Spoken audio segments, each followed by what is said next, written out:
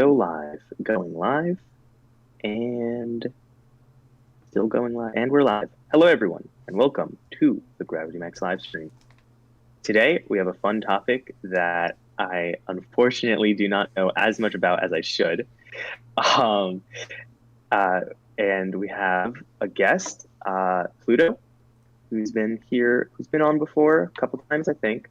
So you know not about the Lord of the Rings, right? Yeah. Yes. So, yeah, and of course I'm also here with Sebastian, and I guess you probably know more than me as well. Decent a bit. I've attended a couple lectures about this topic. Interesting. We Yeah. very recently we marathoned the Lord of the Rings and the Hobbit. We did both. We did. And that was very fun. And a lot of what I know today comes from those movies and from our guest, Pluto. So thank you. Yeah. Yeah, I've read The Hobbit, full stop. And I plan to read more, but nice. Yeah. Anyway, I guess, yeah, let's just get started. So visit the Gravity Max website at gravitymaxmedia.com. We've got fun stuff there. There's stuff about books, if you want to buy books. There's a news tab with some interesting op-eds that I've written. Some of the articles are out of date now because I haven't written one in almost a year. But some of the op-eds are everlasting. So you can go visit that. And I think there's also like a public comment section, although that's not really there's a place where you can suggest video ideas. So there's cool stuff there. Also follow us on social media. That's where you can get most of your updates for if we are having a show, when it is happening. I mean, of course, like 90% of the time it is Sunday at 5 p.m., but extenuating circumstances will occur on occasion. So make sure to follow so that you can stay updated. And then also there's Patreon if you would like to donate. Links in the description. So then also follow Sebastian on social media at 128 seconds on Instagram and 128 seconds to the YouTube channel. Links in the description. He's got some very fun short videos. He made, well, it's not on his channel, but he made a video in the style of his channel's videos for me for my birthday, which was pretty interesting. I very much appreciated it. I very much liked it. So go check out his channel because he's got a ton of interesting videos, like decade summaries. Those are pretty cool. So yeah, make sure to check that out. And Pluto, do you have any social media that you'd want to link or shout out? I'm good. Okay, Thank you. cool. Great. Yeah, we don't always ask the guests that. Like usually, I gotta make sure to ask them more, but usually we'd ask them beforehand. If they have a YouTube channel, I put the YouTube anyway. that's anyway. Also, Somewhat Odd Starts now on Amazon. This is my book. The link is in the description. It is the third book in a trilogy, much like how The Lord of the Rings is a trilogy. Ooh, so there's that nice connection. I think, yeah, sci-fi and fantasy authors love trilogies, and directors. I mean, look at Star Wars, right? Well, I think George Lucas said something like, "Great stories come in threes" or something like that. Wasn't Star Wars like a lot more than 3 movies, though? Yeah, but they're like multiples of 3, right? So it's like the original trilogy, and then the prequel trilogy, and then the sequel trilogy. There are spin-offs, though. I do know a lot about Star Wars, so from the movies, so there you go. But anyway, go check that out. And now we are at the topic: one stream to rule them all. So yeah, Lord of the Rings. I mean, Tolkien wrote this, what I would say, over 100 years ago. Is that fair to say, or a little less? Is this more recent? Than a little less. Years. He wrote this. Here, I'll look it up. Oh yeah. If Tolkien did write this. Oh, 1948. Okay, yes. So somewhere like 70 years ago. So yeah, but it's like classic fantasy novels. Like when I think fantasy, this is like the prototypical like series I think of. It's probably like, the largest fantasy series ever. Like mhm. Star Wars kind of bridges the line because their science is just jacked. Like you can argue that it's fantasy, and I would say it's definitely Yeah. fantasy to some degree, but I Mhm. would say Lord of the Rings is definitely probably the biggest fantasy franchise Yeah, to yeah, happen. exactly. It's like it's great. It's prolific. And I mean it's still super famous to this day, so it's enduring. So that's what we're going to talk about today. And I am excited to learn more Yes. uh, about the series. After this stream, we are quizzing you. Oh no. All right. Oh boy. Well, All right. I need to prepare myself for that. All right. So I Uh, guess we can just so jump yeah. right into it. Yep. So to begin, just a quick plot summary. We're strictly doing the Lord of the Rings here. We're gonna make some references to the Hobbit in the later sections, but for this stream, we really just want to focus on the Lord of the Rings. So, with this plot summary, Pluto, would you like to take it away? Okay, so I mean, you have to start in The Hobbit just in the effort of that's where the ring was passed on to Bilbo, who is a Hobbit, and Bilbo's nephew, Frodo, it's the main character of the Lord of the Rings series, ends up with the ring after Bilbo, on his birthday party, leaves to go, adventure and stuff. But he's like 111, and it's like mysteriously old, and everyone's wondering why he's so old and looks so young. It's because of this magic ring. So there were a lot of rings. That's like basically the plot of. There's a lot of rings. So there's 3 for the elves, 7 for the dwarves, 9 for mortal men, and there's one ring to rule them all, and that is the One Ring, the Ring of Sauron. And that is I guess the big Sauron is the big bad of the Lord of the Rings, I guess. So the whole plot is it's Frodo and the Fellowship, which is just a bunch of random people of all different races from all different walks of life that are journeying to toss this ring into a volcano to stop Sauron from taking over Middle Earth and just bring everything to ruin. So it follows Frodo, Sam, Pippin, Merry, Legolas, Gimli, Boromir, Aragorn, and Gandalf. Those are the 9 members of the Fellowship.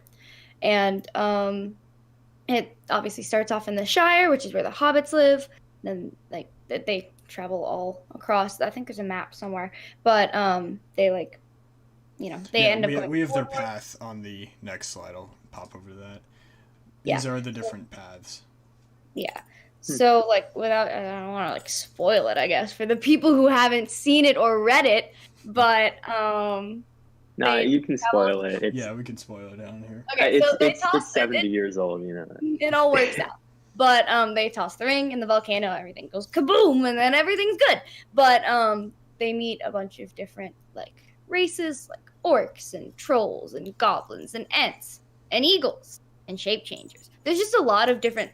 Tolkien was very, very detailed about all the races and the history and the lore. I mean, there's the whole Silmarillion, there's a Book of Unfinished Tales, there's the Children of Horn. There's a bunch of lore books that were later published by his son after Tolkien died that talk about the history of the world. So it's very in depth. But I guess generally it's just their journey across Middle Earth trying to destroy the ring. The Fellowship ends up splitting up, and everyone goes different ways, and different battles happen depending on where you are. I'm just trying to be as general as possible because there's a lot to talk about. But yeah. Okay. So I remember, so there are multiple rings. I remember from The Hobbit that Bilbo gets the ring from Gollum, and it's this invisibility. Yes. Power. Is that the One Ring? Is that the one that they're trying to destroy? That is the One Ring. So the One Ring, it's it makes the wearer invisible. But it also, when the wearer has it on, it attracts the nine, which are the Nazgul or the ring wraiths, which are the 9 mortal men who had the rings but were corrupted by Sauron and then died and then came back to life as wraiths. So they're like attracted to the ring and they're trying to get it so they can bring it back to Sauron, because the ring is like sentient somehow, and it's always trying to get back to its master because it's like his soul. Like the only reason he's still alive after this big battle between elves and men and Sauron and goblins and whatever is because the ring is there, because he's like bound to it. So that's why they need to throw it in the fire to get rid of him. And the only way it can be destroyed is in this volcano where it was made. So the 9 ring wraiths are servants of Sauron. There's like, I don't know all of their names. There's the Witch King of Angmar, which is the most important one. He's like the leader of the 9. He's something. But when you don't laugh at me, when you wear the ring, it attracts them. They can like that because it makes you invisible, but they can see you wearing it, and it like calls to them so they can come get it and bring it back to Sauron. So that's like another big like, plot point is like Frodo and Sam and all of them just trying to like get away from these ring wraiths. And at one point Frodo gets stabbed with a Morgul blade by the Witch King of Angmar on Weathertop and has to be healed by the elves, and then there's this magic river, and there's a lot that happens. But the whole like there's like a lot of debate, I guess, of people being like, why would you even want the ring in the first place if all it can do is make you invisible and susceptible to weird ghost people? But it's like corrupting, and it corrupts your mind, which is why Gollum had it for so long and like didn't want to give it up and got all like murderous for it. Like he murdered someone to get it, then he tried to murder Bilbo for it, and then he tries to murder Frodo for it, and pretty much everyone who touches it, Gollum eventually will try and kill. That's his whole purpose in this. But it's yeah. So we have some chat. Oh yes. You want to read that out? Let's see. Let me see. Is it who I think it's from? Oh yeah, it's Yui. Yui says, "Hola. Imagine not subscribing to Gravity Max." Yeah, come on, guys. And then we've got Zach Bishop. He says, "What myths do you find similar to the Tolkien universe?" That's an interesting question. That's a really good question. Either of you can take that. I can start, then I'll shoot it over to you, Pluto. So Tolkien was, I would say he's primarily influenced by Norse myths. He studied a ton of them during his life, and there's a lot of parallels that you can draw between stories like Beowulf to certain aspects of The Lord of the Rings and The Hobbit. And there is a general amount of like Catholic influence just because of the time that he grew up in and writing around, America and stuff like that. So I would say primarily just like Norse and Christian myths. Pluto, if you have anything to add. Well, you could also argue that the plot of Lord of the Rings like sort of follows the hero's journey, which is what we see in the Odyssey and the Iliad, and that kind of thing. It just kind of, it's, we talked about it like freshman year. It's like you follow the hero and they have all these obstacles and then they go through it's like the plot thing that we all did in like elementary school English, where you like draw the climax and stuff like that. But so like I guess you could compare it to the Odyssey and the Iliad in some respects, but not, Yeah, definitely. That's interesting. Yeah, it's funny with Beowulf. I just can't help but associate Beowulf like in my memory with this one time in English class. Our teacher wanted to show us a video of like the original Old English, right? And so someone had made a video, except at the end it's the John Cena meme. Oh wow! And our teacher fell for it. Wow! That must have been a historic event in the classroom. It was pretty crazy. That was a crazy day. I was just like, oh my God, I can't believe that actually happened. But yeah, so that's interesting. Yeah, drawing on other mythologies, like, I mean, that makes sense. Just, but I don't know what else to add to that. But that makes a lot of sense. I mean, there are a lot of stories that do that, and just like taking from the past and like reworking it. I mean, how many renditions of Romeo and Juliet where it's like teens at a high school have you seen? Like, oh my gosh. And then, yeah, that's interesting though, because it's not just a one for one, I imagine. It's like influences, right? So that's cool. Yeah. But yeah, so that's, a general plot summary of the paths they take and some great questions from chat. But now what we're going to do, and this is also going to reveal much more of the meat of the story is a bunch of character analyses. So we're just going to go pretty much character by character, all of the main, most prominent figures in The Lord of the Rings, and share our thoughts about them. Pluto, I've heard you have very strong thoughts on Frodo. I don't like Frodo. I think Frodo is... He makes me angry. He makes me really, really, really, really angry. Because he's not the hero of the story. Even Tolkien acknowledged that Sam is the hero of the story. Frodo is a little bitch, and I hate him so much. He pulls so many stupid moves. I don't understand. Bilbo had the ring for like, I don't know, wait, hold on, math. He was for like, I don't know, just under 60 years, and he never pulled any of these stupid things that Frodo did. He just used it to get out of social events like any of us would. Frodo, on the other hand, is handing it to handing it. I understand it's corruptive. I do. But that just proves that Frodo is not, he has no will. He's just there to be annoying. Sam had the ring, and he handed it back to Frodo because Sam has willpower. Exactly. And he switches up on Sam a couple of times, towards the end of the story. So, yeah, Frodo... I don't remember if that happens in the books. I know it happens in the movies. Yeah. I don't quite remember if it happens in the books. In any case, it doesn't... I mean, they're both very important because even if they're not exactly accurate, the movies aren't exactly accurate to the books. They're what most people know, and they're still important to why Frodo sucks. So, he's the main character, and he's a hobbit. He's Bilbo's nephew. He's the one who offers to take the ring to Mordor, which he shouldn't have because obviously he was not up to the task. But, in any case. Yeah. We have some more. Okay, so I have a question. Okay. Yeah. I have one question quickly. And so this is kind of off topic. So then just when we get to it, we can answer it, right? So I know this one scene from the movie where one character goes, cast it into the fire, destroy it. And then the other character says no. So just once we get to those two characters, inform me. So, all right. Those two characters are actually not on this list because they were in the kind of prologue to the story. Those two characters, though, that's Lord Elrond and I'm blanking on his name now. Need help? It starts with an I. I know it starts with an I. That was the king of Gondor, so the king of men, and then Lord Elrond was one of the three important elven kings. So they were talking about the ring. This was after the big battle where Isildur cut off Sauron's fingers and got the ring from him.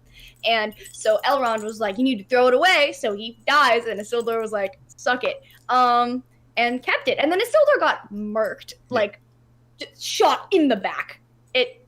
Which is what he deserved. But, and that, shows, men are supposed to have, no will, and that's why the 9 were corrupted, and he was corrupted because of the ring, just, And, yeah. Yeah. Interesting. Cool. And we do have that chat. If you want to read that off? Yeah. All right, let's see what chat has to say. Which tab? Okay, this is the right tab. Okay. Yui says, this looks like a stream that could go for 12 hours. That would be funny. Could, but it's not. Okay. Zach Bishop says, dwarf number 15 knocks on the door. John Cena at your service. Yes, exactly. Yeah. But, so Frodo, he's the main character. A lot of the grievances that I've seen are just him being a coward in general, how he's not very helpful in fights and all that stuff. But honestly, my biggest grievance is that he switches up on Sam. There's a point in the movie when Frodo actually teams up with Gollum because Gollum knows how they can get to Mount Doom. And Sam advises against it because Sam does not trust Gollum. The only intelligent one in the movie! For those of you who don't know what Gollum looks like, either Google it or we'll show it later. But it's unfortunate. It's very unfortunate. It's even more unfortunate that that's not that's mocap CGI rather than just pure CGI. So there's a guy out there that kind of looks like that. No, he looks weirdly you can definitely tell that he is Gollum. There's no there's no doubt about it. And he does the voice. Yeah. That's my biggest grievance is that he is disloyal. and you know, like, yeah, obviously he's been through a lot. Like, he wasn't really built for this kind of stuff, and we'll actually talk about that later, how that's a theme in Tolkien's work. But honestly, I do believe that Sam is the true hero of this story. He is. Literally, you could argue that anyone that's not Frodo is the true. Like, it is Sam, but you could make an argument for anyone that isn't Frodo. Yeah. He just sucks. Because that same exact scene that we were just talking about with Isildur and Lord Elrond, when Elrond's like, yo, cast it into the fire, the exact same thing happens with Sam and Frodo, where Sam is like, hey, maybe, you know, we should cast it into the fire, the exact thing that we've spent 3 movies trying to do. And Frodo's like thinking about it, and it takes Gollum attacking him for the ring to eventually like fall into the fire. Yeah, he didn't even throw it away. Gollum just fly tackled him, gnawed his finger off, which was like, Yeah. And then, so Gollum was holding the ring, and then Gollum, like, hobbled backward and fell in. It wasn't even Frodo. And then Sam still helped Frodo up because he's a good person. I wouldn't have. He's a good person. I would have let Frodo die in that volcano. I swear on any god there is. Oh my. Yeah, so Frodo, he's got a weak spine, is what he has. He's corrupted by the ring too easily to be so quickly. It took like 2 days. Honestly. But yeah. So we'll get into what being a hobbit entails a little later. For right now, all you need to know is they're short, they're hardy, and they don't like doing much of anything. But now, if we have nothing else to add on the unfortunate titular character. I don't want to look at it anymore. I picked the most cracked out picture of Frodo for this slide. We can go up to the true hero, Samwise Gamgee. Sam! So Sam is Frodo's gardener, and he happens to listen in on a conversation that Gandalf is having with Frodo about how he has to like take the ring to Mount Doom and how, you know, well, technically at that point all he had to do was take the ring to Rivendell. He didn't agree to take it to Mount Doom yet. Yeah. So he listens to the conversation about the ring, and Gandalf is like notices him and, you know, almost destroys him, but he ends up tagging along, and Gandalf makes Sam make a promise that he would not leave Frodo's side. And Sam's entire thing is that he honors that promise no matter what. Even when... He almost drowned! Yeah, he almost drowned. There was a point where Frodo was trying to, like, run away because some of the other members of the Fellowship were spazzing out, and we'll get to those guys. We will get to Boromir later. But there was also an orc attack. So he's running away, and Sam is like huffing and puffing after him, and he almost drowns because Frodo's in a boat and he runs straight into the lake, even though he cannot swim, just because he wants to honor this promise he made to Gandalf so much, and because he's a good friend. And because they are so gay. That is another plot point. But, yeah, Sam is... much more impervious to the corruption of the ring than Frodo is. Like, he holds it for a little bit and then he's able to just give it back. Like, because with like he's a better minor hesitation. Yeah. Yeah. He's a really good character. How did Tolkien admit that Sam was the true hero? I don't know. I think it was in an interview. I just read it somewhere. Yeah. Tolkien was such a strange human being. Yeah, that's another point. Did he like cosplay as like Norse figures or something? There's something to He would that. dress up in full like Viking armor with a longsword and run down his street chasing his neighbors. Oh my gosh! Were they historically accurate? Yes. Viking costumes? He was a professor, I believe. At least it wasn't like the horns, you know, the Viking horns. Like I hear that's a huge historical inaccuracy. That's so funny. A lot of Imagine stuff. you're his neighbor. Lewis. Yeah, he was friends with C.S. Lewis. In fact, one of the characters in The Lord of the Rings, his name was Treebeard, he was an Ent, was based off of C.S. Lewis. Mm-hmm. And we'll get to Treebeard a little later. So, yeah. So Sam is the, the sidekick. He is the right-hand man of the titular character. And in this case, he outshined Frodo by a wide margin. He carries the pots and pans across the entire continent. Yeah. It's so funny. They're in Mordor. They're walking up a volcano, and Sam's just like toting pots and pans with him. It's great. He can probably bench a crazy amount. Honestly, he carried Frodo up a mountain. Yeah. Interesting. And yeah, he offers insight. He shows himself to be wiser than Frodo, namely with the whole Gollum situation. How he's like, please, sir, do not trust Gollum. Look at that thing. Again, just Google what Gollum looks like if you don't know. My god. Don't judge a book by its cover, but please. Yeah. So that makes me wonder, did Bilbo not warn Frodo about Gollum? Oh no, he did. He 100% did. Frodo just sucks. So That's he so doesn't cringy. listen. The Wow. rash, yeah. Good in him. That's he exactly. murdered like a million. He eats people. Gollum eats people, and Frodo's like, he has a kind heart. Like, what do you mean? He is a cannibal. Yeah. The rationale thing where he yeah. where he like refers to himself in the third person, right? Yes, Yeah. because he's like it's like a split personality thing. So he's like Smeagol, which is like what he used to be, and then Gollum is like a personality that came out to like project him. So they like talked to himself because he was alone. I'm talking so fast because he was alone for so long in like under like a mountain, like alone in a cave. Mm-hmm. So he like ended up talking to himself to like pass the time because he spent hundreds of years without like speaking to anybody because he was cast out of his village because he murdered someone for the ring. He throttled Deagle. But so he like developed this other personality that he talks. Their names were Smeagol and Deagle. Their names were Smeagol and Deagle. Yep. Yeah. But so like, and in the movies, what they did was every time his pupils were super dilated, it was Smeagol. But when they became like pinpoints, like a cat, it was Gollum.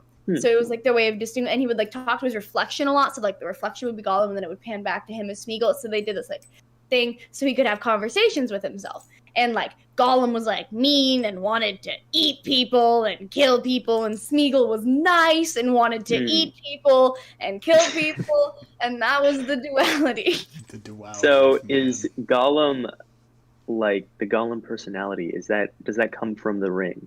Yes. Okay. So Smeagol was originally he's very, very old because the ring keeps you alive for a long period of time.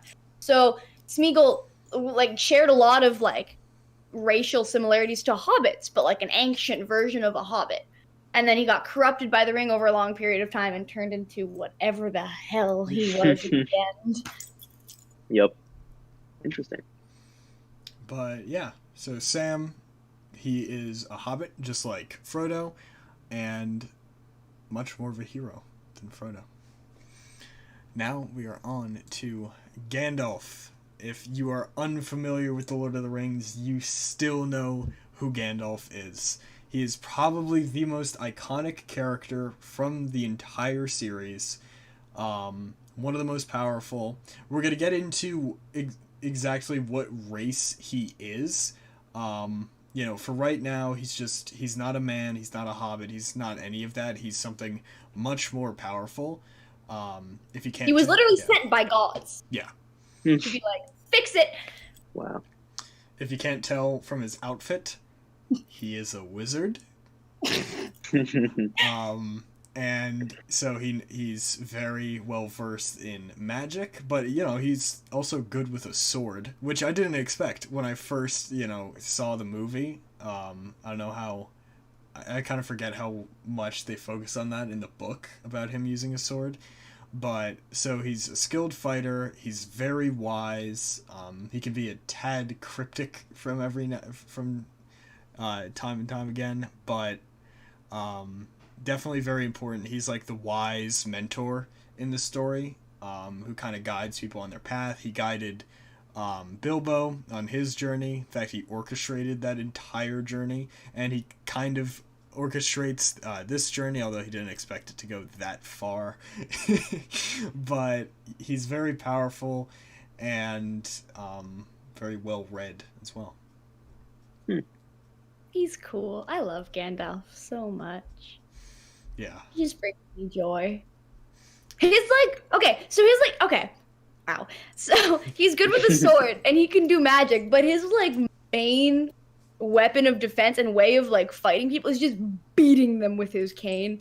That is his first and only reaction to anything happening, is just to beat people. That's great. Yeah, I think I remember what the wizards are, a separate like race, right? Yes. There's 5 of them, I think. Yes. Okay. So there's Gandalf the Grey, Saruman the White, Radagast the Brown, and the 2 blue wizards whose names are mostly forgotten because they ran off into the hills to do whatever somewhere else. Yep. Gandalf is kind of immortal in a certain way, just because the gods are just so in his favor. They'll just kind of like send him back, which is pretty much what happened during the scene where, you know, that everyone has seen, where he's like, you shall not pass to the Balrog, and we'll get into what Balrogs are later. He ends up dying after that fight with the Balrog, and he dies, quotation marks, as Gandalf the Grey, and then comes back as Gandalf the White. So Saruman the White wasn't doing his job. Exactly. So he's kind of immortal in that way, although that's a little more like dependent on external forces rather than internal forces, but you know, his own power it's pretty strong, I would say. Definitely one of the most powerful characters in the entire universe. Again, he's one of the 5 wizards, and yeah, the story would not have been able to happen without him. Either stories, either The Hobbit or The Lord of the Rings. Yeah, and he has one of the elven rings, one of the 3 elven rings that Sauron originally made. Very interesting. But yeah, that is Gandalf. Over to Gimli. Yes! With this fantastic beard. Gimli, also known as Scotland's national animal, is a dwarf. He, all you need to know about dwarves right now is they are short, they like working underground, they like working with their hands, they're very good at smithing and making weapons as well as armor. And they don't like elves. Elves and dwarves do not like each other. So we'll get to... Which is a big plot point. Yes. Never thought I'd die fighting side by side with an elf.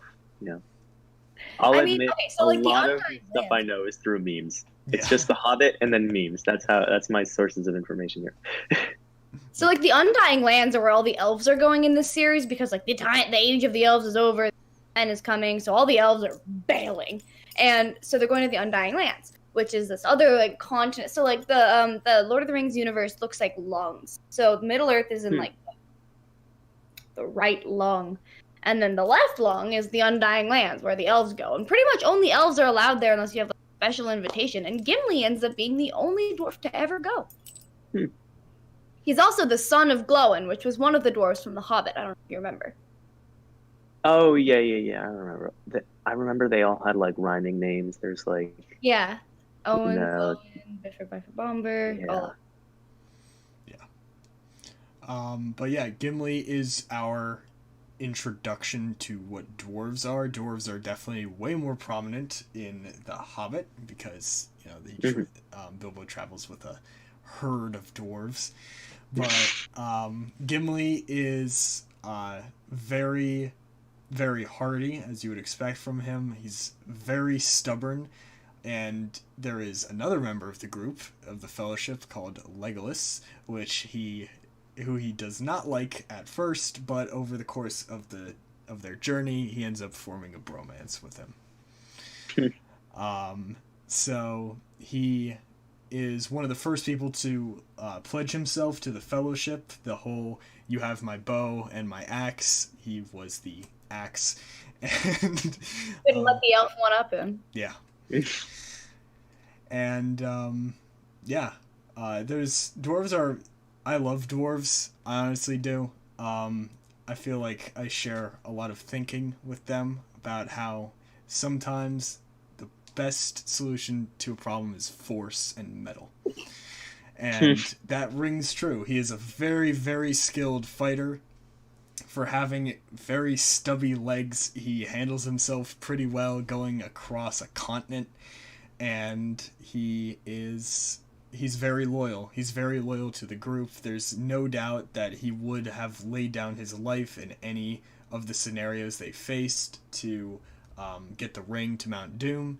So he is very, very diligent and very dead set on the journey. And I respect him for that. Yeah. Nice. He's got some good lines, too. He does. He's funny. He's definitely one of the characters that's used the most for comedic effect. He is kind of like the grumpy, stubborn one to, forward the comedy and the plot. And he forms a pretty good dynamic with the next, if I remember correctly, I'm not looking at the slide list. Yes, I was right. With the next character, the next member of the Fellowship, Legolas, which somehow, if you can't tell, he is an elf, and he's played by Orlando Bloom, who is also an elf, and Legolas is very old. Elves are immortal. They are very, they're very fair. That's an adjective that's always used to describe elves. They are like prim and proper, but they're also very dexterous, and they are like, there's tons of scenes of Legolas just flipping around and hitting people with his bow. So he has incredible aim. He's an incredible archer. He can see really well, and he's the more like upbeat one to, kind of go perpendicular to Gimli's grouchy, grumpy nature. He has like 4 lines in the entire series, though. He has very little lines, but he is... Most of his stuff is just facial expressions in the background. Yeah. He's crucial to fights because he's such a skilled fighter. Like, there are honestly, like, any fight scene where he's going off is just incredible. He's pretty much the only long-range character they have on the Fellowship because of his bow, which he's super good with. And, for, like, plot-wise, I would say that he doesn't really forward the plot all that much in The Lord of the Rings, but he's definitely an essential character. And again, he is the reader's introduction to elves besides, like, the cities of elves that they, enter, stuff like that. Mm-hmm. Mm-hmm. And his full name is Legolas Greenleaf, which I'm pretty sure means Greenleaf, in, like, the actual... the Elvish language, which I just enjoy that. Yeah. So he can speak Elvish, which is very useful because they run into a decent amount of elves. Legolas, he was not in The Hobbit in the book, but he was in the Hobbit movie, which is something a lot of people have beef with a capital B. Hi, I'm one of those people. It makes me angry. Oh, but his father was in The Hobbit. So Thranduil, which is the king of the woodland elves in The Hobbit, is Legolas's father. So that is true. But the fact that Legolas is in it and then they made up Tauriel out of nowhere, they just pulled this love interest out of thin air and was like, take it. No, I don't want to take it. It's not mine. It just upsets me. Would you say that's your biggest grievance with the Hobbit movie? Yes, Tauriel is my biggest grievance with the Hobbit movie because she doesn't exist. She serves only to be a love interest to one of the dwarves, who everyone knows is going to die anyway. Yeah. So, this is interesting, though, because would it make sense with the lifespan of an elf for Legolas to be in the first movie. Like, I know it doesn't make sense in the Hobbit movie. It doesn't make sense in terms of like what was actually, the source material. But the elves, they live like for 500 years, right? Something like that. Elves are actually like immortal, so Okay. they really don't die outside of like combat can kill them. But they, they're Like lobsters, I think. yeah, like lobsters. Yes, that's my go-to example. Yeah. I mean, or naked mole rats, but Mm. those are less pleasant. I'd rather say lobsters. Yeah, elves are pretty much immortal. Like they can be killed in combat. Like you can Okay. kill an elf by just like shooting it in the face, but Mhm. they don't have disease. They don't age really all that much. Like Elrond is thousands of years old, and he's only a half elf, and we'll get into that a little later. Galadriel, who, yeah, she is also thousands of years old. So elves really stick around forever unless they're killed in combat. That's why they go to the Undying Lands, where they can continue to not die somewhere else. Yeah. The Undying Lands are pretty much monopolized by elves. Like, if you're, like, not an elf or you don't have an invitation and you try to go into the Undying Lands, you're gonna get sniped by some elf chilling in a tree.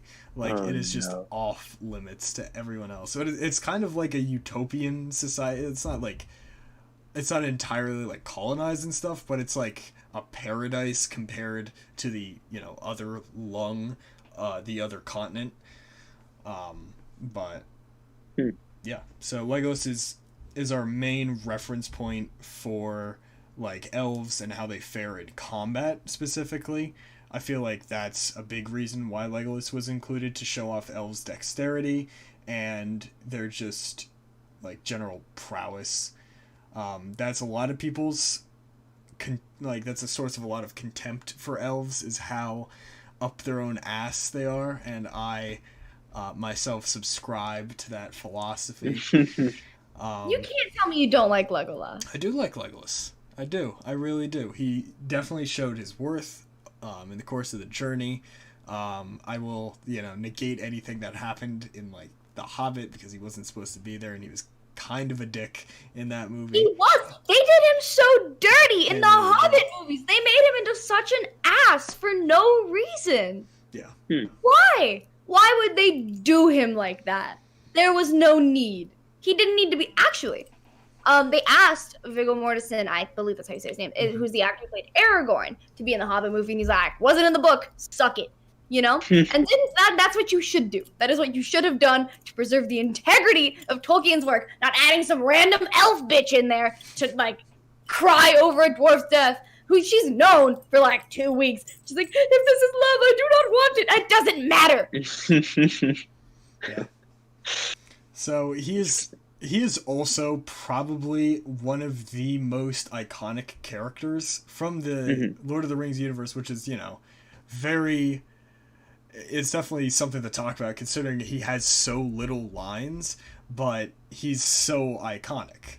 Yeah. I remember the first time I watched The Lord of the Rings, I was probably 7 or 8, and one of the only things I remembered about the movie before I went back and watched it again was Legolas.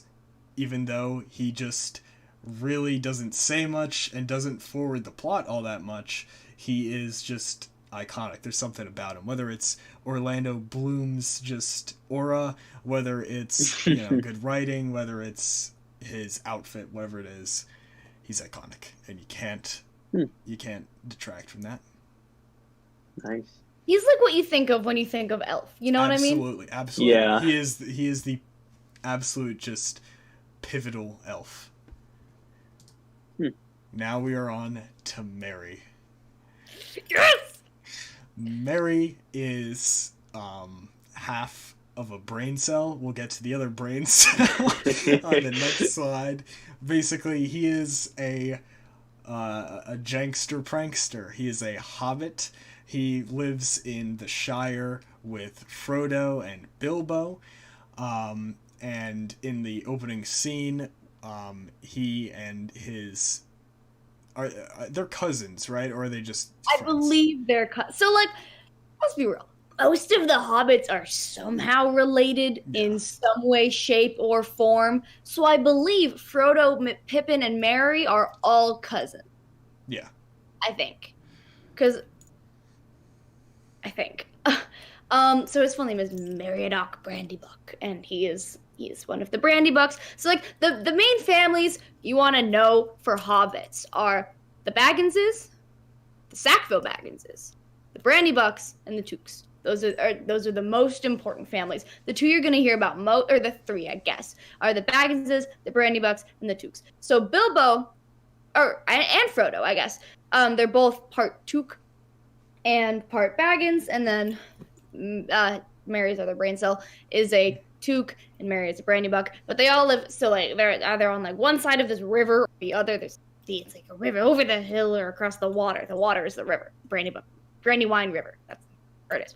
So those are like the main Hobbit families, and they're basically all related. That's why everyone was at Bilbo's birthday party, because they're all related. Because yeah. So, their main hobby is getting yelled at by Gandalf, but it's very interesting. Like, Merry and Pippin basically stick together for the entire duration up until the third movie, where they branch off and Pippin has his own storyline. But when they are together, the biggest thing they do, I would say, is they find the Ents, and that is what that's the species Treebeard is. Excuse me. They find the Ents and like convince them by showing them the like destroyed forests. Like Saruman had destroyed all of these forests to forward his war effort, and the Ents didn't really want to help out. They were like, why is this our problem? We're just trees. Like, just leave us be. We just kind of want to chill and just, hang out. And so what Merry and Pippin do is they lead them towards where they know Saruman has been cutting down trees. And they see all the destroyed trees and they're like, oh, our brethren. So they join the war effort against Saruman and they destroy everything. It is the best battle in all three of the movies. It's so good to watch just a bunch of like sentient trees kick ass. It's amazing. It's mwah. It's incredible. So, and actually, the actor who is Gimli voices Treebeard, which is right. Yeah. John, what's his name? Rhys Davies, I think. Something like that, yeah. But yeah, Merry. I would say Merry is the lesser of the two out of Merry and Pippin. I would say Pippin is probably more interesting, but the pair of them as as friends, as pranksters, it adds to the story. And is that like their title, like they're pranksters? Like, is that their occupation? It's what they do. It's what they do a lot of. They're just dumb. They are just dumb. Gandalf yells at them often because they just make dumb decisions. They just get high in one of the movies. Like, they just start smoking stuff out of pipes, and it's great. But now we move on to his other brain cell, the other half of the brain cell. Pippin, played by Billy Boyd. That's his name, right? By Billy Boyd.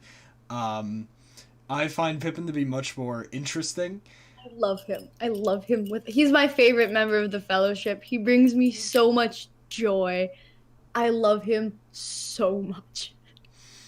He is also an idiot, but he has a good heart. He really does, and it's shown when he goes to what's the name of that city? Where Gondor. When he goes to Gondor, specifically.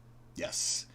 And he basically shows himself to be very loyal and very dedicated to saving people, and he shows himself to be very selfless, and he shows off that he has so much more depth than you would initially think, because the first thing you see from him is him pulling pranks with fireworks with Merry.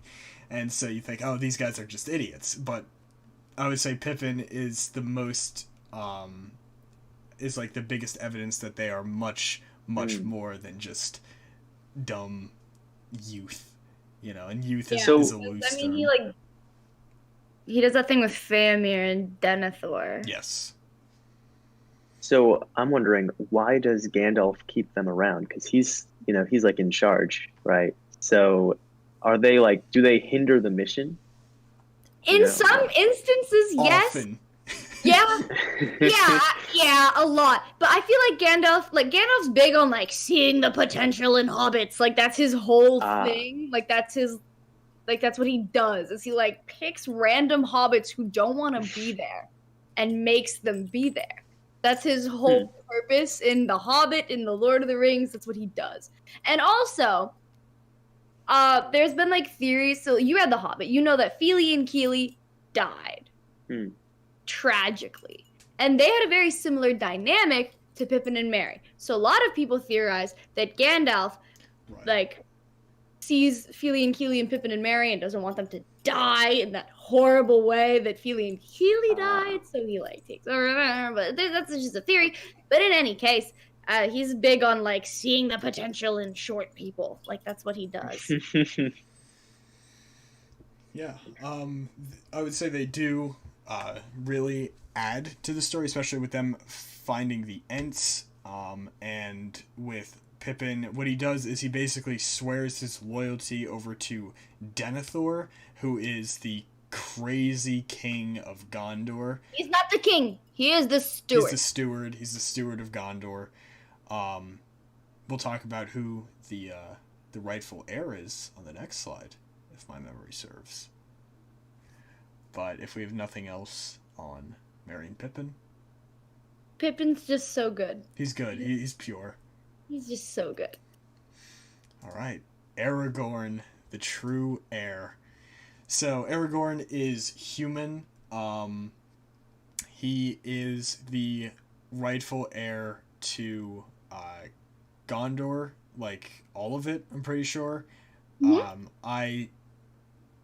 not sure about the family line, like about how he's connected. Isildur's line.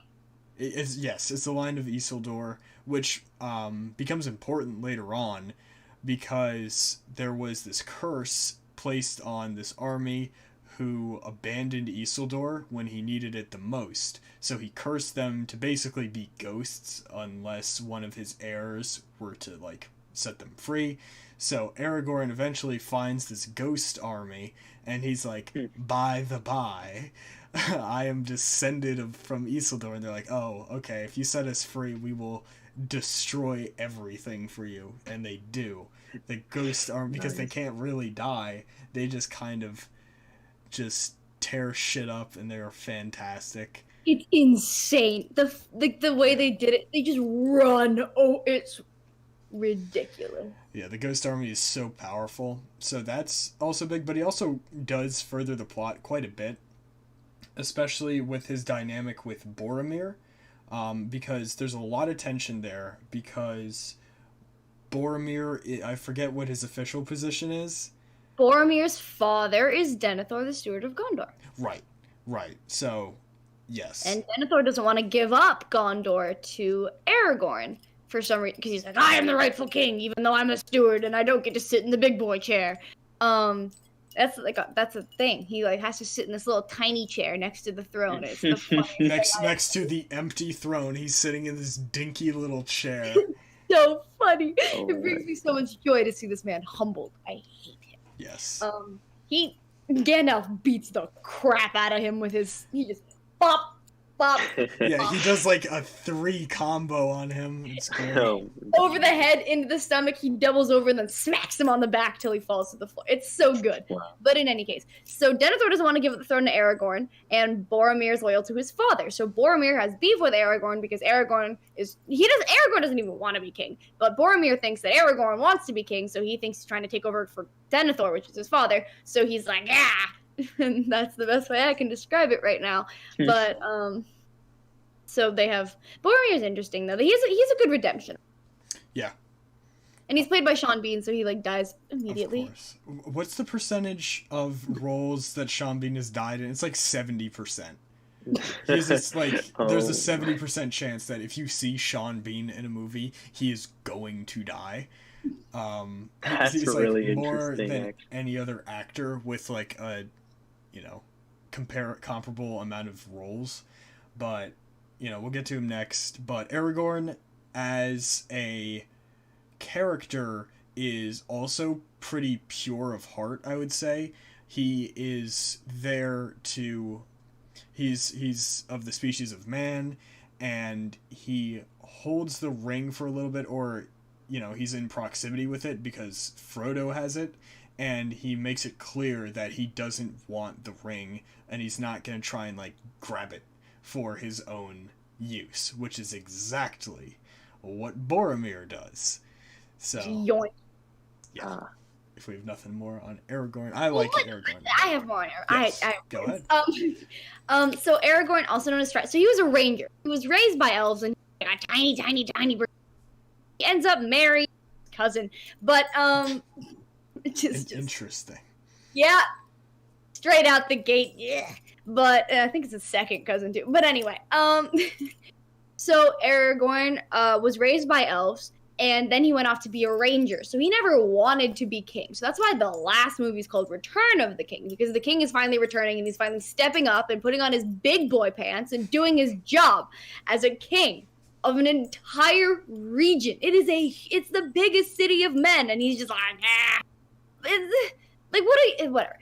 So he's known as Strider and originally. And he was raised by elves. And then he comes back. And then he's in love with Elrond's daughter, Arwen, and that's like a whole plot point, I guess, because she gives up her immortality for him, and then they have a kid and some like premonition. It's a mess, but it is a whole mess. And then she's like, "Dad, you hid this from me." He's like, "There's no future for you here." And she's like, "I saw my son," and he's like, "That you're okay. Get on the boat." And then she doesn't, but. And yeah, but Aragorn is like, he's all mysterious, and like they find him sitting in the corner of a tavern just like staring with a pipe and like shrouded in shadow, just being emo as crap in the corner, as you do when you have lineage issues. I don't know if it's mommy or daddy, but it's something's wrong there. In any case, I'm done now. Yeah, Aragorn is pretty interesting. I would say he's probably one of my more favorite characters because he is just a noble guy. Like, there's not a lot of things he does that you can really fault him on. Like, with the whole, like, romance arc, you could say that he was kind of leading some people on. Oh, poor Eowyn, that poor girl. Yeah. Oh, she deserves so much better. She ended up marrying Boromir's brother, Faramir. Yeah. However, Aragorn led that poor girl on. Even though he was, like, in love with his cousin. He led poor Eowyn on for, like, months. And I feel so bad for her. He was like... And then, at the very last second, he was like, "I cannot give you what you seek. Screw off." And then it was so sad, and she's crying. And even her dad's like, "You've picked a good one." And then he just... Yeah. So, yeah, that's probably the worst thing he does. But other than that, he's a very formidable fighter. He's a great hunter and a great tracker. His ranger skills come into play quite a bit. He's a pretty noble guy. The guy that plays him, Viggo Mortensen, is hysterical. He's chaotic. So intense. Yeah. Oh my. He would like hike all the way up a mountain to where they were filming so he could get like a natural weathered effect. And the stunt doubles were scared of him because he would get so into it. Not as scared of him as they were of the actor who played Gimli, who would purposefully beat them up. But they'd be like, "Try not to hit me." He'd be like, "Oof." But Aragorn would like get really intense, and there was like a moment where he like kissed Billy Boyd on the lips, but then it was revealed that Billy Boyd had kissed 5 of the male actors during filming of the 3 movies by Mary's actor, and like he was getting a bunch of shit. It was the behind the scenes stuff for the Lord of the Rings is so funny because they were filming for so long that like there's a lot of things that happen. But Viggo Mortensen's really intense. He ended up buying the horse that he used in the movie and bought Arwen's stunt double, the horse that she used, because they had such a bond. Yeah. So, yeah, and he would, like, fish between takes, right? He brought his fishing gear, so while they were, like, busy, like, working stuff out, he would just go over to a lake and just start fishing randomly. That's great. So, the guy that plays him is incredible. I have never seen him in anything else, so I don't know if that's just because everything else flopped or it's just small stuff, but I don't think they could have picked a better guy for Aragorn. And he also doesn't need to act in anything else. It's the Lord of the Rings. It's true.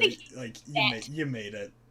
Like, I can't look at Elijah Wood in anything else without seeing He was in a Spy Kids movie. Yes, he was. He was the guy, and he showed up and said cake and exploded. Honestly. I love the Spy Kids movies just They're in their so like good! meme potential. Like, it's They're so weird. so- All the weird things in it. Like, there's such weird movies. They're Like just- the Steve Buscemi line of like, Yeah. Yeah, that one weirdly raw Do- line from the yeah, second do you one. think God stays in heaven because he too lives in fear of what he's created? And this is a Spy Kids movie. Jesus Christ. It's so intense. Yeah. Anyways, that is Aragorn. Anyway, yep. So his other counterpart in the Fellowship is Boromir, who is also of the species of men. You may know him from the meme, but Yep. he's played by Sean Bean. He I read his name is Sean Bean for the first 12 years of my life. That's true. Wait, it should Yeah, rhyme, it's, but then it's Sean yeah. Bean. Scene. Or I was Sean so- Bon. I was Sean so Bon. disappointed when I learned the truth. Yeah. Yep. So The he spelling of Sean is just. yeah. He gets corrupted by the ring. Within 5 minutes of being in its Honestly, presence. he goes down fast. Like, the species of men are, like, always the fastest to go down, more so than pretty much any other thing. Like, in the presence of the ring, they're the most easily corruptible race. Even so, he eats it so fast. It took him, like, a half an hour to just kind of go a little nutty. No, he looked at it on the table and he was gone. Honestly. He made eye contact with his ring and he was like, I need that now. So he ends up attacking Frodo, which causes Frodo to freak out and try and run away, which is why Sam almost drowned, because Frodo was trying to get on the boat to just sail away. It was a rowboat, but yeah. Well, yeah, row away. But Boromir tries to redeem himself, and I would say he did, because all of these orcs attack them after he, like, assaults Frodo. So he tries and helps. He tries to help them out, and he does. Defends Pippin and Merry. Yeah. Pippin and Merry, wow. He defends Pippin and Merry, and they are able to get away because of that, and he also fights off, or actually no, they get captured in that battle, right? Yes, they do. They do And get then captured in that Aragorn, Gimli, and Legolas just chase them cross country for like ever. Yeah, but Boromir ends up dying in that battle. He's shot like 3 times by Lurtz, I think is that orc's name. It's a Urukai. Yes, so the Uruk-hai are a special breed of orc. We'll get into that later. So he kind of redeems himself in that battle by, helping out. And he apologizes to Aragorn, and he's like, yo, by the by, I kind of lost my mind, and Frodo is running, and help him, and I'm sorry, and I am dead. And Aragorn is like, alright, you know what? You redeemed yourself, big boy. And Sean And he kisses Bean him is on the like, forehead because there's a lot of kissing in this movie. yeah. Like friendship kissing. Like there's so much friendship kissing in these movies. I don't really understand what the purpose of the friendship kissing is, because in modern day, you don't kiss your friends on the lips. However, in The Lord of the Rings. That is the best thing you could do ever. Yeah. And they do it a lot. Peter Jackson spent too many days in the office or something. Something's going on. Peter Jackson is the director of The Lord of the Rings. Just so you know. But yeah, Boromir is cool because he redeems himself. And he is there to really show off how quickly men can become corrupted by the ring. He's a very formidable fighter. I would say Aragorn is probably better than him just because Aragorn was trained by elves. And Aragorn lived, so. And yeah, he did. But so here's a question: yeah. Is it like a constant conflict about who's carrying the ring at any given time? It's always Frodo. It's always Frodo. That's like the big thing. Everyone's trying to take it from him. And he's like, okay. So is he like not as corrupted by it, or? Frodo has more resilience to the ring than any of the men in the story.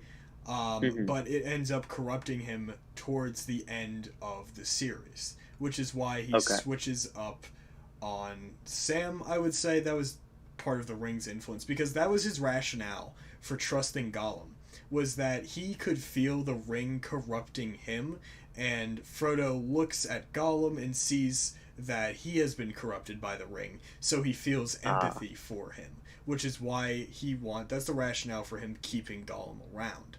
Whether that's good or not, like good logic or bad logic, you can decide that, but that's his reasoning. But Frodo does end up getting corrupted by it.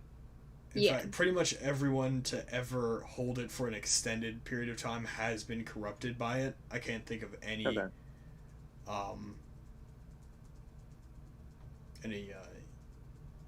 hell is the word I'm looking for? It makes me think. Exception, thank you. Totally left my mind. It makes me think, and this is probably dumb, but like maybe they should have, right? Imagine this, okay? Mm-hmm. They put the ring at the bottom of like a backpack, okay? And then they make like 6 identical backpacks, right? And they just like swap every day. Ooh. And no one knows who has it, right? I wonder if that would have worked. Perhaps. Yeah, maybe. But you can like hear the ring calling to you. Like it talks! Oh, that's crazy. The ring does talk. Yeah. It's really disconcerting because it'll just be on a table and then it's just like in black speech. Oh no. Which is the language of Mordor. It's like wow. Yeah. Bad Elvish.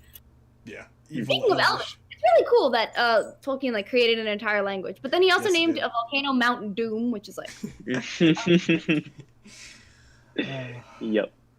There are 2 sides. You create an entire Elvish language, you name a mountain, a dangerous mountain, Mount Doom. Yep. It's really interesting. I heard that like Tolkien, like in his own like I don't know, like in the lore, that the Lord of the Rings, the books, or that he found like an ancient manuscript in a different language and he translated it. And so like the books like in his own lore like aren't his books. They're like things he translated. Like that's so interesting. Yes. Okay. So the thing about that. Okay, so it's said that like the Hobbit was Bilbo back. So like the whole like the background thing that's happening in like the Hobbit at the end of the Hobbit and the Lord of the Rings is Bilbo's writing a book, and the book is called There and Back Again. So the whole thing is Tolkien's like, I found this book and I translated it, and that's why at the beginning it's like, what is a Hobbit? Well, I should explain what hobbits are, and this is a Hobbit. This is a tale of when a hobbit had an adventure, and then it tells the story and like it translates like the tale. So like his whole thing is, and he was very indignant about this. He would tell me, he's like, no, I founded this. This is not me. And like even like to like fellow adults, he kept it up, and that was like a whole thing where he like found these ancient texts, and like someone looked at it and they were like, God, that could be true, and I was like, that is not. You are insane. But yeah, like that was his whole thing. So he like translated it from some ancient language, and like he found like the tales of the hobbits and stuff like that, and like he didn't make it up, and he was very, very passionate about that. Yeah, that's very interesting. Yeah. If we have no more on Boromir, we can go over to some of the. Oh no, I forgot. Bilbo in here. So, Bilbo is the main character of The Hobbit, as we've stated. He goes on his own adventure with Gandalf and this gaggle of dwarves, but, you know, that's an entirely different story. But yeah. I love how by the end, I remember getting like very, I don't know, I felt very bad for Bilbo at the end, because it was like the whole point of the journey was like, I mean, maybe not the whole point, but they were going to kill the dragon and then take the treasure, right? And Bilbo's share of the treasure, like the process of getting back home, like resulted in him losing all of his share of the treasure. His share. Right? Oh, he forfeited. Well, I remember he got home. He took a chest from the troll horde that they had in the beginning, but he forfeited his share of the treasure because of everything down. Okay, well, I remember that, like, they took all his stuff. Like, he gets home and all his stuff is gone. Yes, right? That is because they thought he died, so they were auctioning off his house. Yeah, and so then it's just like, I forget what happens, but I remember that it's like by the end, he has gained the ring. So, I mean, I guess that's, you know, that's of indeterminate value because it's like good and bad. But I remember like it was net he didn't like gain anything from it. But yeah, because he had like a tiny chest of treasure and no. Yeah, and then all his stuff was gone, so he had to. Yeah, just an interesting. And his friends died. Yep. Mm-hmm. Yeah. But so Bilbo in the Lord of the Rings, you know, he's old and he's the original person that has he starts off with the ring in the Lord of the Rings, and he almost like takes the ring with him as he goes to leave, but Gandalf is like, hey pal, you got that ring in your pocket, don't you? And Bill was like, well, what are you talking? And then Gandalf like just flips the table and he's like, excuse me, sir, you have that ring. And so Bilbo hands it over, and then Gandalf delivers it to Frodo, and that's how. No, Frodo Gandalf doesn't even pick it up. Remember, he left it on the floor. Yeah, he leaves it there, but he, you know, Gandalf's afraid of it. Yes, but he, you know, spiritually gives it to. I don't know. He's like, there it is, pick it up. You know? Yeah, look at this thing. I won't touch it with a 10-foot pole, but put it in your pocket. Yeah. So Bilbo's also kind of like a wise mentor, except that's not really shown off all that much. That's kind of more like prologue-y stuff or stuff that happened before the events, because he like raised Frodo when both of his parents died. Yeah. He's Frodo's heir or whatever. Yeah, he's Frodo's like father figure. And he ends up going off to the city of elves for the majority of the book.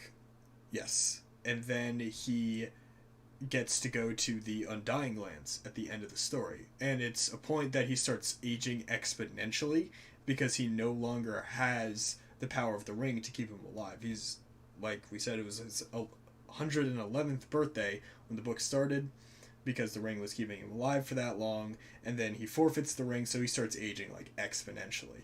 So by the end of the story, he is like decrepit, but he still gets to go to the Undying Lands to die. I guess he didn't get the memo. Wow. Yeah.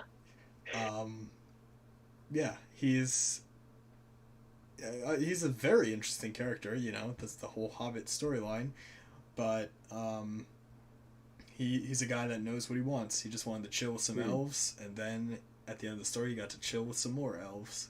An entire continent of elves and one dwarf and sparse hobbits. But yeah, that is Bilbo. I mean, can you imagine having the most powerful artifact in all of Middle-earth? Social situations for like uses it to dip out of parties. Years. Yeah. It's so good. Yeah. That is so interesting. Gollum. So. Oh yeah.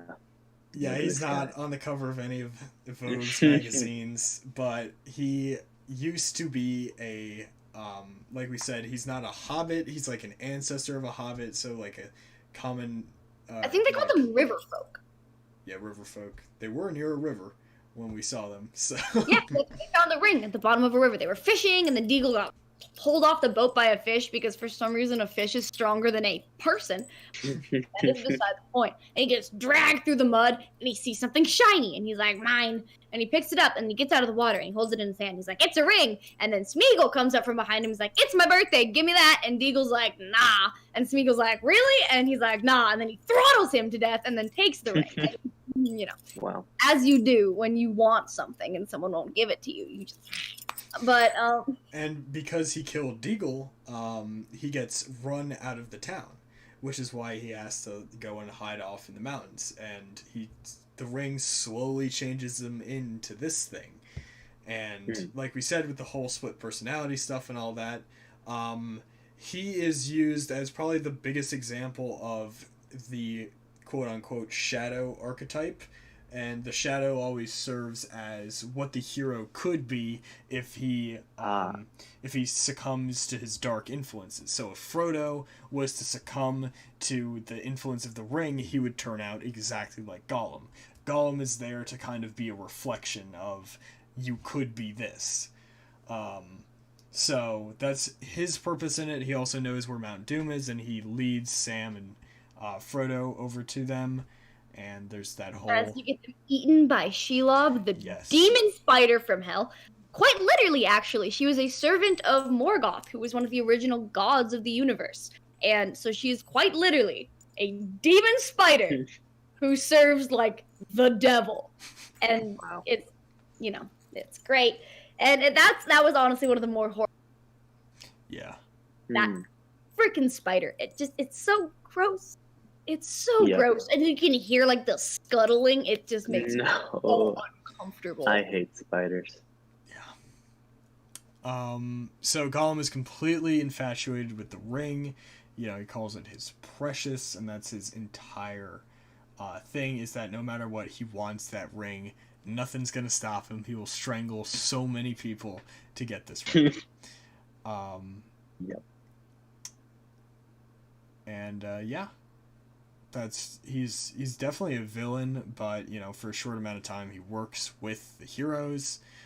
Some people feel bad for him, like Frodo does, but some people in real life feel bad for him, because you know, it was the influence of the ring that turned him into that. Because he started off as a normal dude, but he's so... Well, I mean, his voice was still the same, which is unsettling to see a normal dude come out the gate with that voice. Yeah.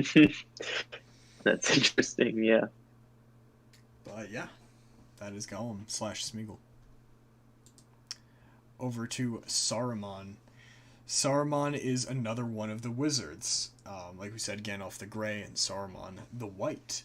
Saruman is an evil wizard. He teams up with Sauron.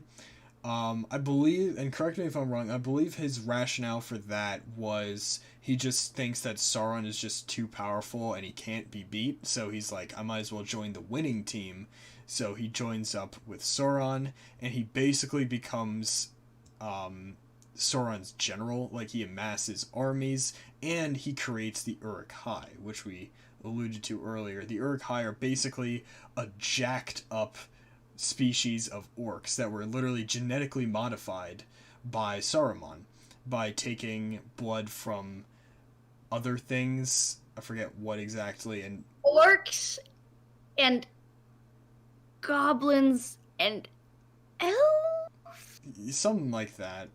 But basically, he's just steroiding these things, like just juicing them up.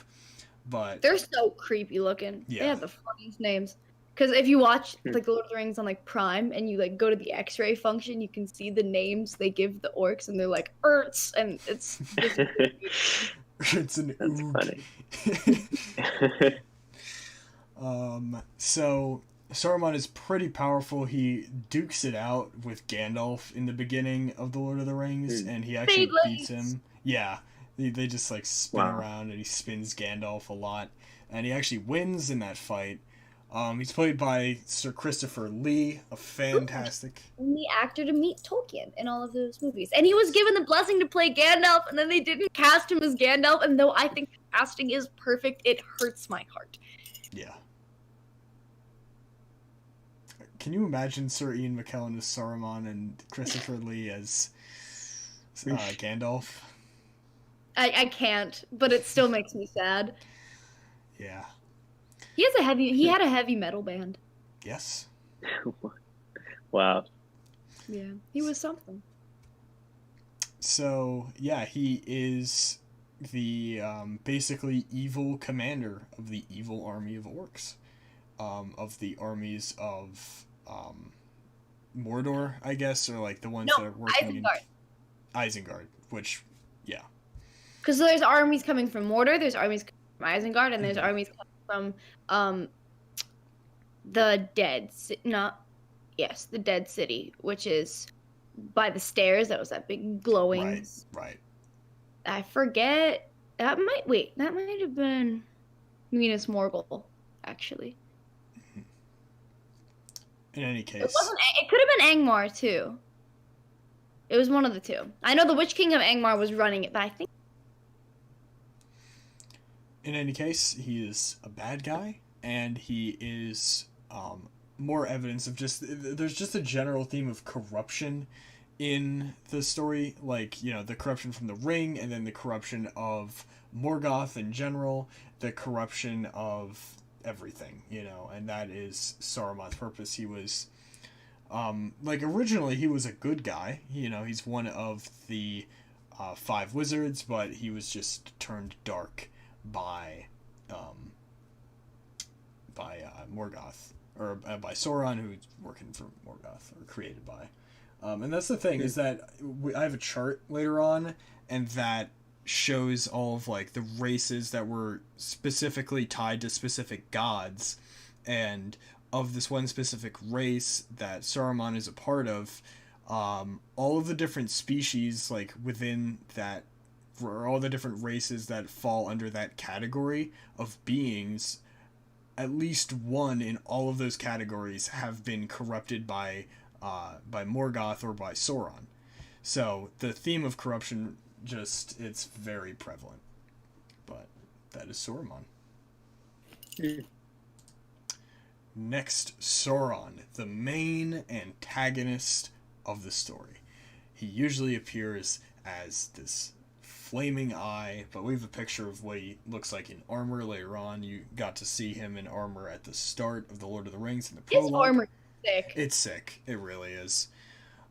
It's gnarly. He forged the ring in the fires of Mount Doom to be the most powerful ring, and you know, after he died, his like essence, his like soul went into the ring. So whenever you put on the ring, the Eye of Sauron can see you, because it's directly connected to its life force, and just the general, like, again, corruption that is evil.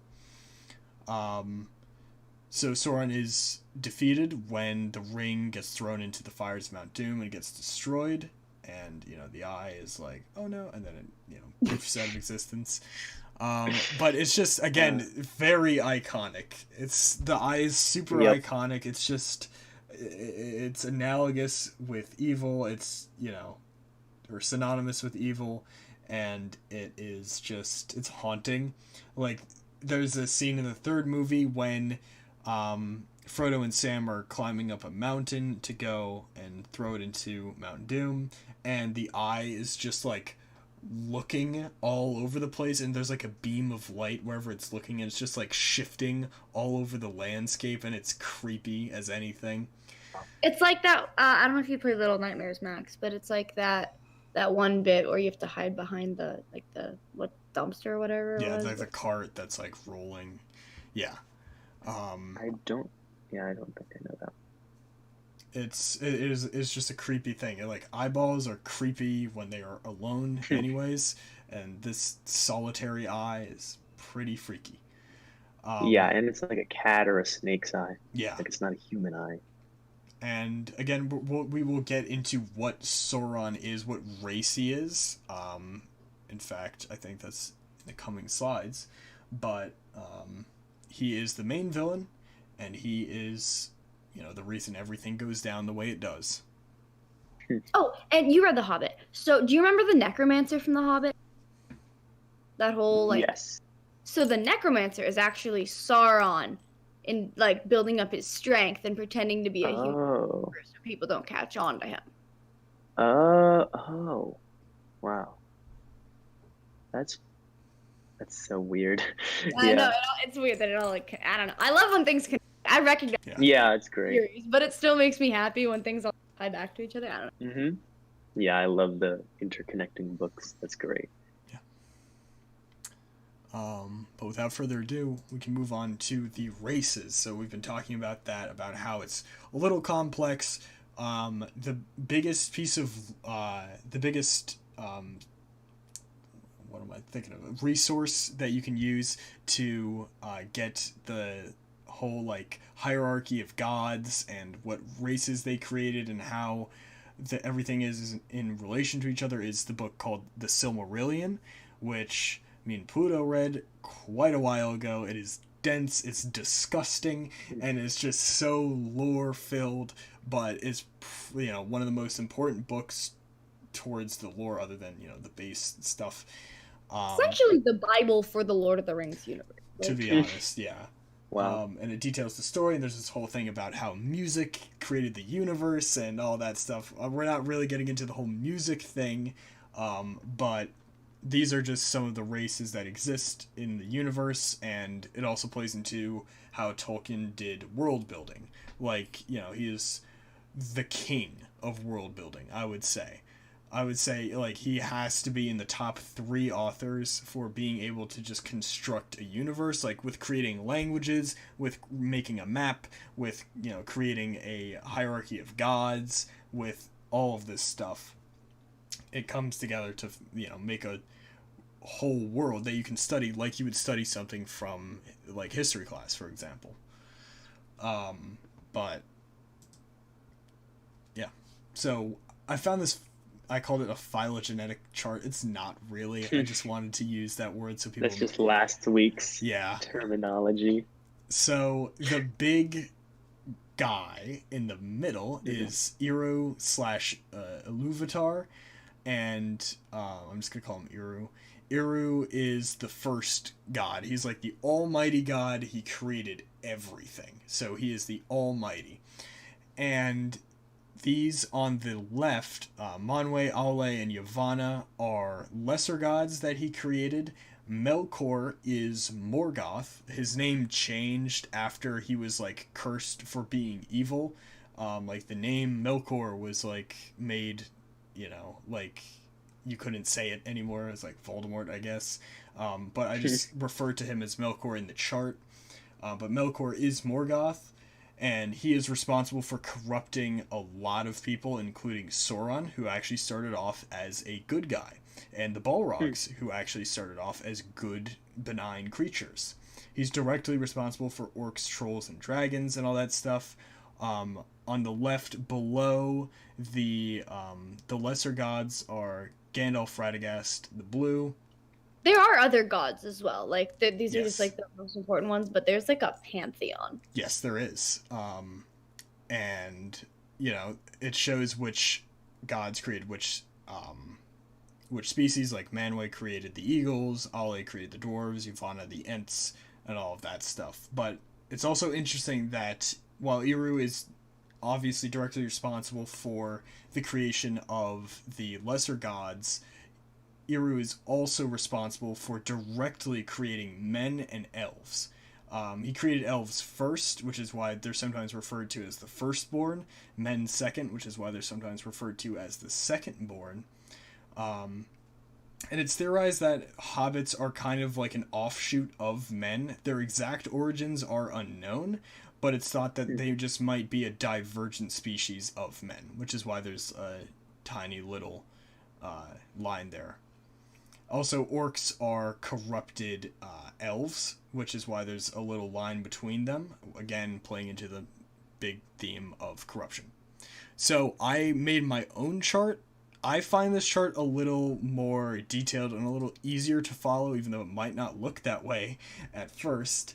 So again, you have Eru at the top, and basically he creates the Ainur, if I'm pronouncing that correctly. I don't know if I am. But the Ainur. The Aenir are the lesser gods. All of the lesser gods fall into the category of Aenir. But then you can subdivide the Aenir into the Maiar and the Valar. The Valar, and there are 14 of them, although there used to be 15, because Melkor/Morgoth was the 15th, but then he turned evil, so they kicked him out of the club, I guess. But he's still technically a Valar. The Valar are they were the 15 most powerful out of the Aenir. So the Maiar are just the less powerful. In fact, I think it's a point that the Maiar were actually supposed to be like subservient to the Valar, which is kind of how it works out. So focusing in on just the Maiar, the less powerful of the Aenir, there is Sauron. Sauron is a Maiar. The Balrogs, and the Ishtari. And the Ishtari are the wizards. The 5 wizards are all Ishtari. So that means that Gandalf is also a Maiar, the same species that Sauron is. So those guys are obviously incredibly powerful. Like, even though they're less powerful than the Valar, they are still incredibly powerful. But then we move over to the 14 Valar, 15 including Morgoth, who would create his own species, but the guys we saw on the last slide, who created eagles, dwarves, and ents, they are part of the Valar pantheon. So Alle, responsible for the dwarves, Manwë, eagles, Yavanna, the ents. But Melkor, he created the orcs, and I was looking at this because I wanted to answer this question. I was like, are orcs the same things as goblins? And the main thing I saw was yes. There's a bit of debate about it, but the term is used kind of interchangeably in some of the books. So orcs and goblins should kind of be seen as the same thing. And what they are corrupted elves. So Melkor corrupted some elves and turned them into the orcs / the goblins. Melkor directly created dragons and directly created trolls. With Sauron and the Balrogs, who we all know as being evil, those, again, initially started off as good. Everything here initially started off as good besides Melkor. He corrupted Sauron and he corrupted the Balrogs. Yeah. And my understanding of orcs and goblins is it's similar to men and hobbits, where it's like goblins are like an offshoot of orcs. Yeah, because orcs are typically like bigger and they're better at fighting. Yeah, exactly. So I think it's more of like a divergent species, more like a regional thing, because goblins are what they call the forces in Moria, but orcs are and under the Misty Mountains. Yes. And then again, Eru directly created the men and the elves. Grouped together. I think that group, just men and elves, is known as the Children of Iluvatar. So he directly created those two, and then again, hobbits are an offshoot of men, a divergent species of men. So, with that in mind, we go over to the god figures. On the left is the pantheon of the Valar, with Melkor included in the bottom right. So, in the top left, we have Manwë. Over on the right, the top right, we have Yavanna and Alle, so the creator of the Ents and the creator of the Dwarves, and then the rest of the pantheon. In the middle is just an artist's interpretation of Eru, and on the right is an interpretation of Morgoth / Melkor. So I would say that this is... it's pretty original, honestly, with the whole thing, and there are a lot of original ideas, like I alluded to earlier, with the music. Basically, everything was music, and magic is music or something. And it's very confusing, and I read the book and I'm still lost. It's written in borderline Old English. Yeah. It's a pain, and but it's a lot of information to intake. But a lot of it has to do with music and the god. It's similar, I guess, to Nordic and Greek myths, where the gods have interactions with each other, and they create things, and then they get punished by other gods depending on the hierarchy and stuff like that. Yeah. It's the whole the thing with Melkor and Morgoth, that makes me think of Lucifer. Yes, fallen absolutely. angel type. Yeah, there's very, very clear parallels between Melkor and Lucifer, you know, the devil, all that stuff, which was, you know, most likely an inspiration for Tolkien. Again, you know, he's in America during he's writing this during the 1940s, so, you know, everyone is very religious, very into Christianity, so it's like inevitable that would be an influence for him. But what's very interesting to note is that Melkor is the only evil thing among the god figures. Everything else was good, and so much so that that's a plot point in the Silmarillion, that because specifically with Manwë, because out of the Valar it was Manwë and Melkor who are the two most powerful, the firstborn and the lastborn, if I'm remembering that correctly. They are the two most powerful of the Valar. But Manwë was completely good. Like, he had no knowledge of evil, which allowed Melkor to trick him. Because, you know, he couldn't even comprehend that someone might want to do something bad. Because he is, like, the essence of good. Everything is good except for Melkor. And that goes a little into philosophy, but again, we'll talk about that towards the end. But this is the basic pantheon of the Lord of the Rings universe. So next up we have the Ishtari. The Ishtari are the 5 wizards. Again, Saruman the White, Gandalf the Grey, Radagast the Brown, who is a mad lad, and then I love him incredible. so much. And then the 2 blue wizards who suck and just never show up. They bailed in like the beginning of time and never came back. Gandalf doesn't even remember they don't matter. They just That's so interesting. I wonder what Tolkien's like purpose for these characters was, like what he thought the purpose was of including them in the story if they're like not in the story. Like, that's interesting, you know. Well, there's books like this one. It's unfinished. It's called Unfinished Tales. It was released by Tolkien's son, and it was a lot of like bits of writing of like lore that Tolkien never like included in like the main series of books, but was published later that explained a lot of the stories, like the Blue Wizards and like the history of dwarves and like specific and like what happened in Moria and stuff like that. So like little bits of things that were never fully elaborated on in books, but still were important, like lore to like the history of the world, I guess. So that his son Christopher published them in like a pretty thick book.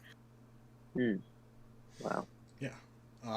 So the Ishtari, again, if we go back to the other thing, they are of the Maiar, so they're also referred to as being Maya.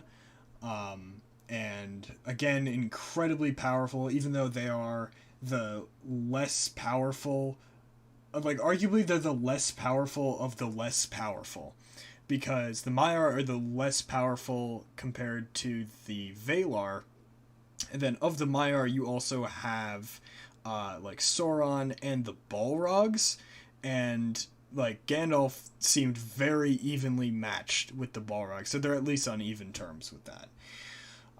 But again, great knowledge of magic, magical artifacts, spells.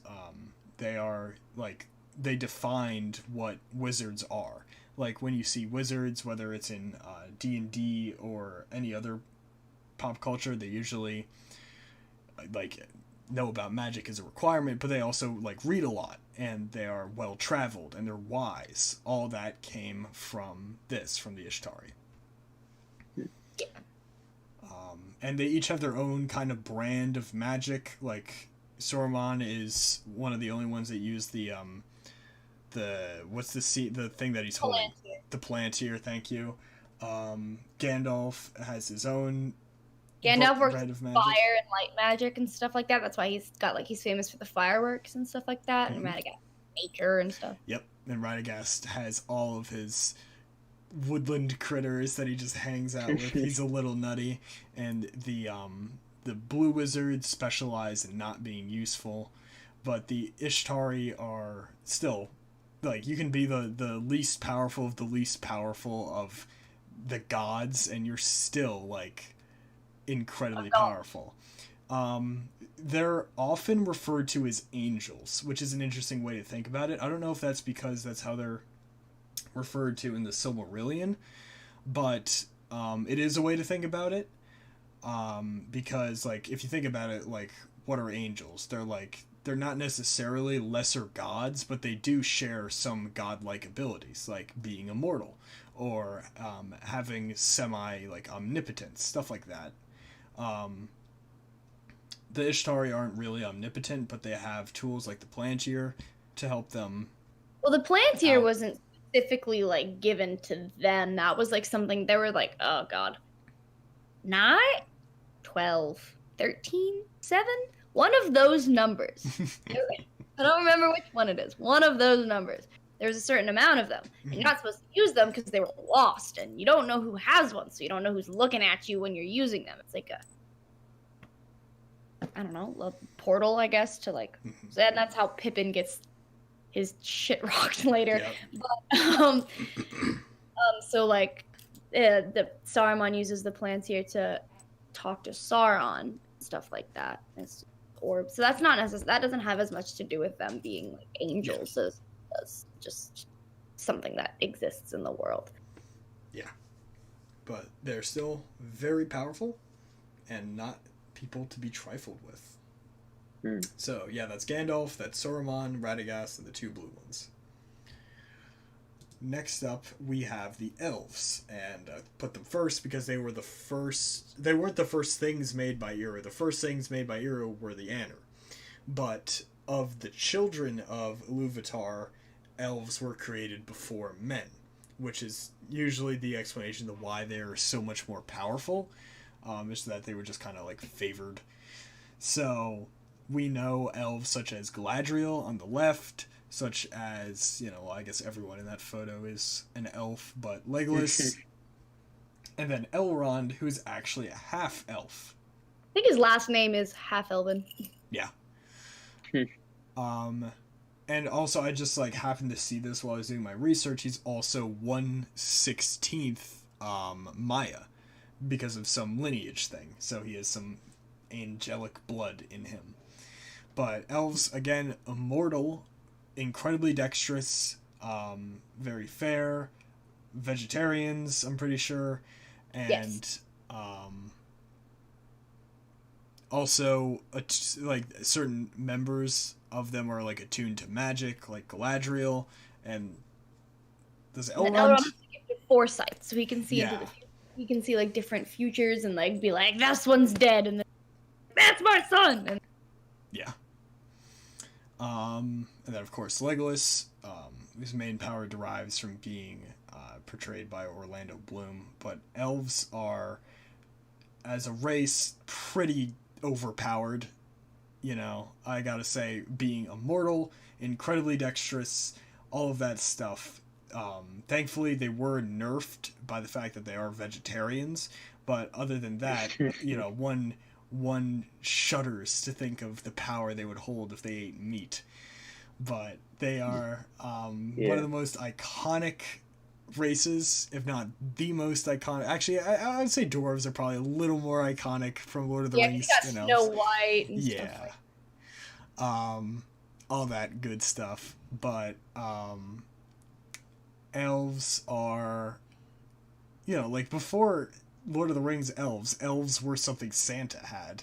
Elves were just, like, little dinky things that showed up on Christmas. But then Lord of the Rings came along, and then, elves are immortal, back-flipping ninjas that hide in trees, eat fruit and bread, and then will kill you from 3 miles away because they can see you. All that stuff. And Galadriel is her own brand of completely insane, overpowered. She's ridiculous. She is ridiculous. She's a badass. She's borderline a god, to be honest. She's probably more powerful than Gandalf, I would say. She's all this stuff. And I believe she does also have some Maya blood in her. I'm going to check that right now. But she also has one of the 3 elven rings. I think it's her, Gandalf, and Elrond. Each of them have an elven ring. Galadriel is the Queen of Lorien. which is a magic forest that like the elves of Lothlorien, it's called Lothlorien, the elves of Lorien live in, and it's very exclusive. You don't want to go in there if you're not mentally prepared to get shot in the face. So if you can brace yourself for that and you think you can survive it, by all means. But if you don't, then don't. And there's like all these myths of this forest witch who'll seduce you, will never leave. But it's just Galadriel because she's really pretty and will shoot you in the face. As every woman should. But in any case, she there's a point in the story where she was able to resist the power of the ring, and she's like, I could be the most powerful and nah, peace out. I'm gonna go to the Undying Lands and eat lettuce. And then she's just so cool. I looked it up. I didn't see anything about her having Maya blood. It's just the fact that she's one of the oldest elves ever. That she is just so powerful. She has, like we said, one of the 3 rings given to elves. She has the ring of Nenya. What's it do? Well, it's Nenya business. But it is one of the 3 original rings. It's known as the White Ring, the Ring of Adamant, and the Ring of Water. It's made out of mithril, which is pretty cool. That was the only mineral Tolkien invented. It was very important, and a lot of people stole it from him. Yes. Yeah, I've seen mithril in so many things, like games that I've played, stuff that involve, it's usually very closely tied to dwarves, and we'll get into why that is a little later when we get to dwarves. But, it goes to show, Elrond is only a half-elf, and he is thousands of years old. Like, if I'm remembering correctly, from 2,000 to 5,000 years old. And he has foresight, magic, ears, and all that stuff. God, imagine being a vegetarian for 5,000 years. Good Lord. But anyways, wow. Elves are just so powerful, and it's ridiculous. But they're also shown to have a lot of the faults of men. Like, they get into political disputes. They are very prideful. They are dicks from time to time. All of that stuff. And so I guess they're kind of nerfed in that way. But there you go. Over to men, the second-born children of Ilúvatar. Members such as Aragorn, Boromir, and what's his name? Éomer? Éomer, thank you. Éomer. I was like, what are you talking about? Éowyn is the... Éowyn's the other one, I know. This his sister or cousin? Something like that. Sister? I don't remember. And then there's Theoden, the king of Rohan, as well. He's also a man. Mm-hmm. So men are known for just getting sucked into that ring. They just get corrupted. The 9, as we said earlier, the Nazgul, were the 9 original ring bearers of the 9 rings given to men. And they all turned evil, and they're nightmarish. The Witch King of Angmar is scary. His armor is frightening. Have you seen that? We have a picture of them later in here. In the face, but yeah. But they are the, I guess, default settings. They are humans. They live to a human length of living in the Middle Ages. Formidable warriors, can run decently fast. Everything you know about humans is them. Except for, I guess this probably is because he had some elven blood, but generally speaking, the men of that time lived, like, if they weren't murked, far longer than humans of our time. Like Aragorn, Max, how old do you, from what we've described, how old do you think Aragorn is? I would guess now maybe 200. No, that's a little, their lifespans aren't that long, and he's one 100th elf, but so he's just a dude. So from what we've described, Like in this picture. Yeah, how old do you think okay. he is? Well, yeah, I would just guess, I don't know, 30, 35. He's 86. Yeah. Wow. He's just sprinting cross country for like a year at 86. That's. I want to know what the atmospheric content of Middle Earth is, but yeah. So I guess there are significant differences in lifespan and all that stuff, but they still fall prey to everything that men nowadays do: greed, jealousy, vengeance. There's like this entire political scuffle with trying to get all of the armies to work together and all of that stuff, and it takes Gandalf has to orchestrate that mess. Yeah. Via Pippen. So yeah, even in the Middle Ages, politics still was a mess. So all that stuff. Fall victim to things men fall victim to. I thought you were gonna say like bronchitis or like smallpox or like. You went straight for like philosophical stuff. Boromir has sclerosis, but yeah, I mean they form armies. They can use a wide variety of weapons. They are the most I guess jack of all trades of any of the races, because they can use bows, they can use axes, they can use horses, they can use horses. They can use horses. All that stuff. All that good stuff that we all know and love about, the species of men. And that's what they are. You're pretty average. Pretty well acquainted with them, I would say, besides Aragorn being 86. But yeah, that's so weird. That's interesting. But it is interesting too, because a lot of I was about to say characters. People in the Bible, I don't know which way. I don't know what to say here, but the people in the Bible live for like ridiculously long amount of times. Like I think Noah, he was incredibly lives old, to like 600 or something. And even in the Odyssey, old King Nestor was 200 years old, I think. Question mark? That's so interesting. I wonder why that happened in the storytelling, because it obviously can't be true, right? Right, like so that's interesting. I wonder how that comes to be, how that happens.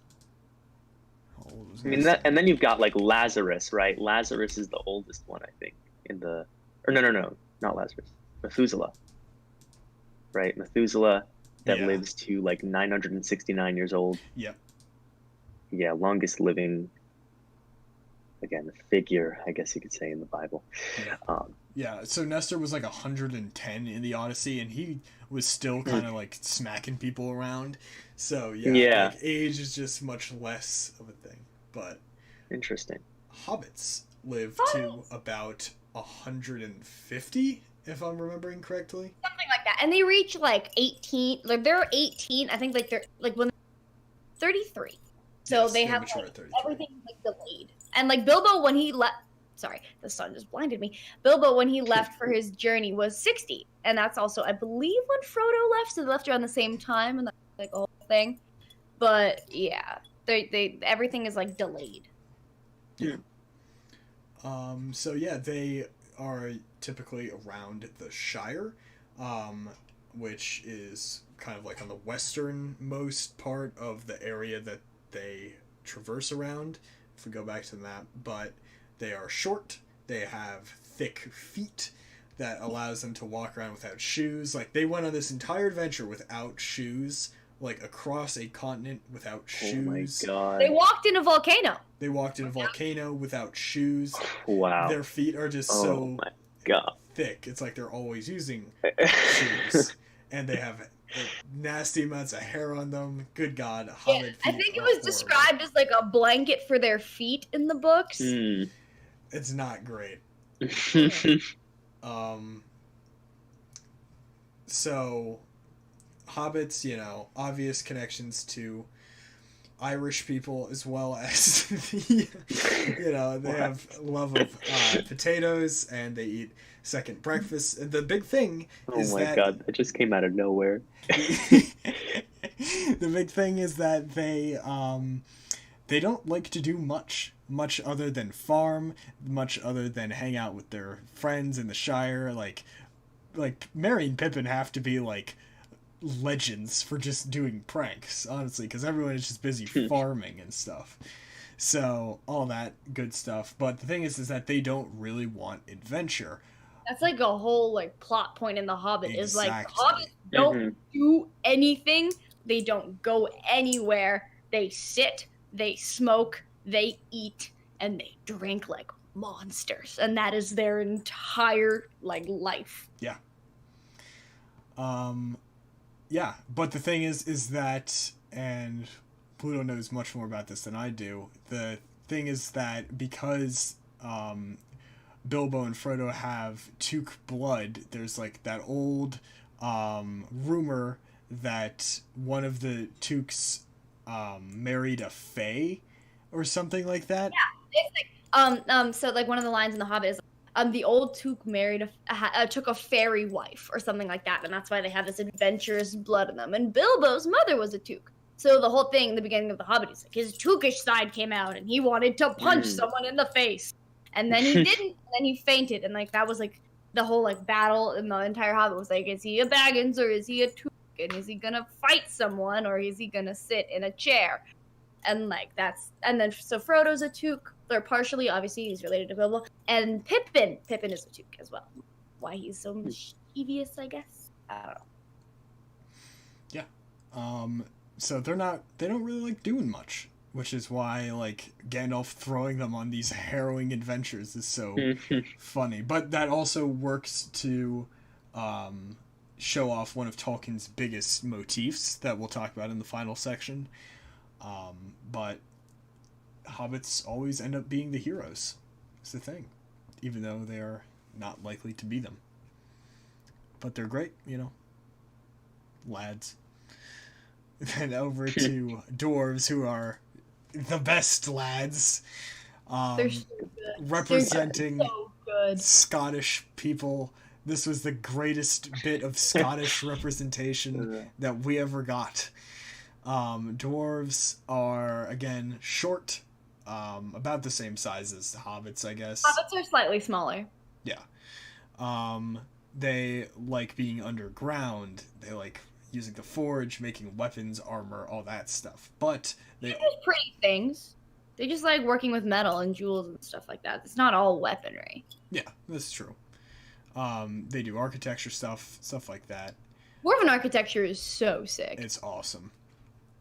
They have a lot of gold, which is more like the Hobbit stuff, and like on the left and the right is that's Balin and Dwalin, thank you, and Thorin is on the right. Yeah. But Gimli's in the middle, of course. So on the right and the left, those are from the Hobbit, which is much more dwarf representation. But the biggest thing about dwarves that goes more into the motifs that Tolkien uses is greed, because the mines of Moria contain mithril, which we talked about is the mineral that Tolkien invented, or that he came up with, and it's like the strongest substance ever.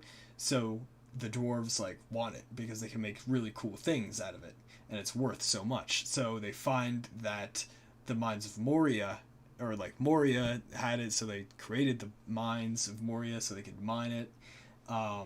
But they were warned that if they kept mining, something bad would happen. They were like, and so they kept mining, and then they eventually found a Balrog. So they unleashed Satan itself, and they end up paying from mining too much. That just sounds like a game of Minecraft, to be honest. Yeah. Well, they just dig so far in the ground that they unearth the devil. Oh my god. Yeah, so they called it Durin's Bane because Durin is one of the most famous dwarves, like Thorin, Fili Kili, I guess Dane as well. They were all from the line of Durin, and like that's like the big dwarf guy. Dane. And he called it Durin's Bane because the Balrog like murked so many dwarves, and then the goblins came and murked the rest of the dwarves, but the goblins are afraid of the Balrog, so there's this whole power dynamic. And then at the end of The Hobbit, dwarves go back to reclaim Moria, and they get murked again by the goblins. It's great. Dane is incredible. I love Dane so much. He just comes into the battle riding a war pig and headbutts death with his bare skull. No helmet, no nothing. Just big mohawk slamming his head into people till they die. Riding a giant pig. It's so good. It's incredible. And But he's just mean too. he is. He's very rude, noticeably Scottish. But I love dwarves. I would say they're probably my favorite race from the Lord of the Rings universe. That and Ents, I love Ents as well. But yeah, they're hardy people, and the biggest theme amongst them is brotherhood. They have a deep respect and loyalty towards each other. And yeah, they're cool. I like them. 10 out of 10. 10 out of 10. Oh yeah, and then we go over to the Eagles, but just real quick, not the band, thank God, but the dwarves were created by Ole, or Olme, whatever. If we go back to the chart, they were Ole was the creator of the dwarves, and he, from what I know, just basically acted like a dwarf, so it makes sense that he was the creator of the dwarves. But then we go over to the Eagles, who were created by Manwë. I must say, Hotel California is a good song. Yeah, Wow. you're not wrong. You aren't. I can't say you're wrong. It's However, true, but he shouldn't say it. Yeah. However. It's on my song playlist. Ooh, My, like, you Christian actively song. seek out Hotel California? Like, Yeah, I I will love change Hotel the channel California. if it comes on, but I don't seek out Hotel California. It's a good song. I do not understand. The men behind its creation were horrible. I saw them live. It was weird. Wait, are they just okay? I have just a a question. bad Are they just band. bad musicians? Okay. They're okay. just bad. I have no idea what they do in their personal lives. There's so many of them, Yeah. too. How many people are in the Eagles? A good few. How much is a good few? I'll look it up. Hold on.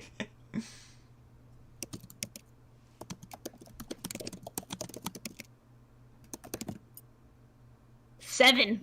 Yeesh. Yeah, that's more than average. That's a whole It's a flock. lot of them. That's all.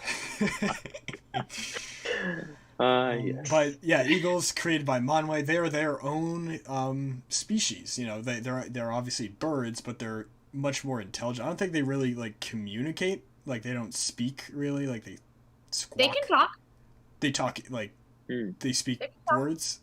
Yes. Oh, I didn't know that. So Wow, yeah, those I are guess some they can big talk. eagles. Yeah. Yeah, in The Hobbit, there's a bit where the eagles drop them off. Yeah, where they all fly away, right? And then they were like, "Farewell, wherever you fare," and Gandalf, correct response, so they can talk. Oh, right. I remember that. Yeah, that's my bad. So yeah, they're very intelligent, and because they were created by As well as Yes. and so they're like true neutral. They don't have any like sway towards good or bad. yeah, which is interesting because they were created by Manwë, who is like the epitome of good. Again, he was the one that was tricked by Melkor because he didn't have any concept of evil. He was so like pure and just. So it's interesting that the Eagles, his creation, were such a shitty band. No, were true neutral. But yeah, they come in clutch. They are always there to save the day. It's like Gandalf always sends a message over to them. Via Radagast. Via Radagast because he talks to Yeah, a moth. I remember from The Hobbit, there was a sort of like, I don't know, ex machina moment a little bit where they're Yes. getting attacked by like goblins or orcs or something, and then the eagles come in and fly them away, and they're like, "Yay, the eagles!" Like they're getting like they're in trees, and then they start burning the trees down, and then the Yeah. eagles come Yep. and rescue them. I Because they're remember lighting pine cones on fire and chucking them at wargs. that. Wow. But yeah, so they are. They might be true neutral, but they always do like good things for. Well, they do good things because they owe Gandalf a favor. Yes. Hmm. Gandalf healed their leader at one point and saved him from like eating it. So the eagles like are loyal to Gandalf they need him, when he needs them and stuff like that. Yeah, they're pretty cool. I like them. Yes. Over to the Ents with Yes! C.S. Lewis in the middle. That's Treebeard. So much. They bring me so much joy. They're just big talking trees and they talk so slowly and it makes me so angry, but I love them so much. They just squash goblins. Yeah. Some stuff so good. So yeah, Ents are exactly that. They are walking trees. They were created by Yavanna of the Valar. In the middle is Treebeard, the most iconic Ent. He's not really like the leader, like, because they don't really have leaders. Right? No, he's not like the leader. He just happened to call the Ent moot. Yes. So there's like an Ent for every different species of tree, right? There's something about that. That's how they interpreted it in the movie. I don't really remember, but I assume much. Yeah. Because they're like shepherds of the forest. So there's like a delegate, I guess, for each like species. I don't know, it's like Congress, but like better. Treebeard, Democratic Oak. Yeah. But yeah, so they're pretty cool. I would also say that these guys are true neutral as well. Yeah, like they only mess with you if you mess with them, which is how they were convinced to join the fight, because they saw Saruman was cutting down all the trees just to like fuel his armies. But they're super powerful as well. Like you saw that in the battle, they just tore shit up like crazy. But yeah, they're like the force of nature is basically what it is, which is something you see in a lot of stuff. Is just like nature fighting back. This is it to the most literal extreme. A tree stands up and gives you like the backhand of nature fighting back.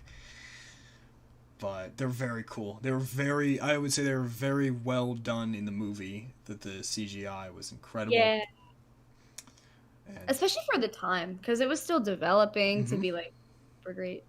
But yeah, it wasn't egregious, as I guess what I'm. yeah. Because some movies from that era are just like, yeah, you know.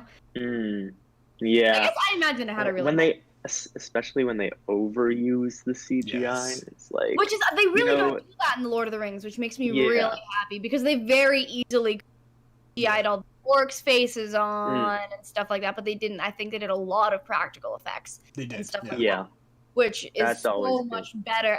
Overly CGI'd faces really make me want to punch something, just because they're so obvious. And it's killing a whole trade of like making like latex like face, and like that's like a whole trade of like special effects makeup. Like a bunch of people like that's a skill. You're like just killing it with bad CGI. It makes me mad. Yep. So I love seeing movies that Yep. use more like practical face makeup and stuff like that. I don't know. It's nice. I guess it's probably a thing where it's like cheaper, but then it's like slightly worse.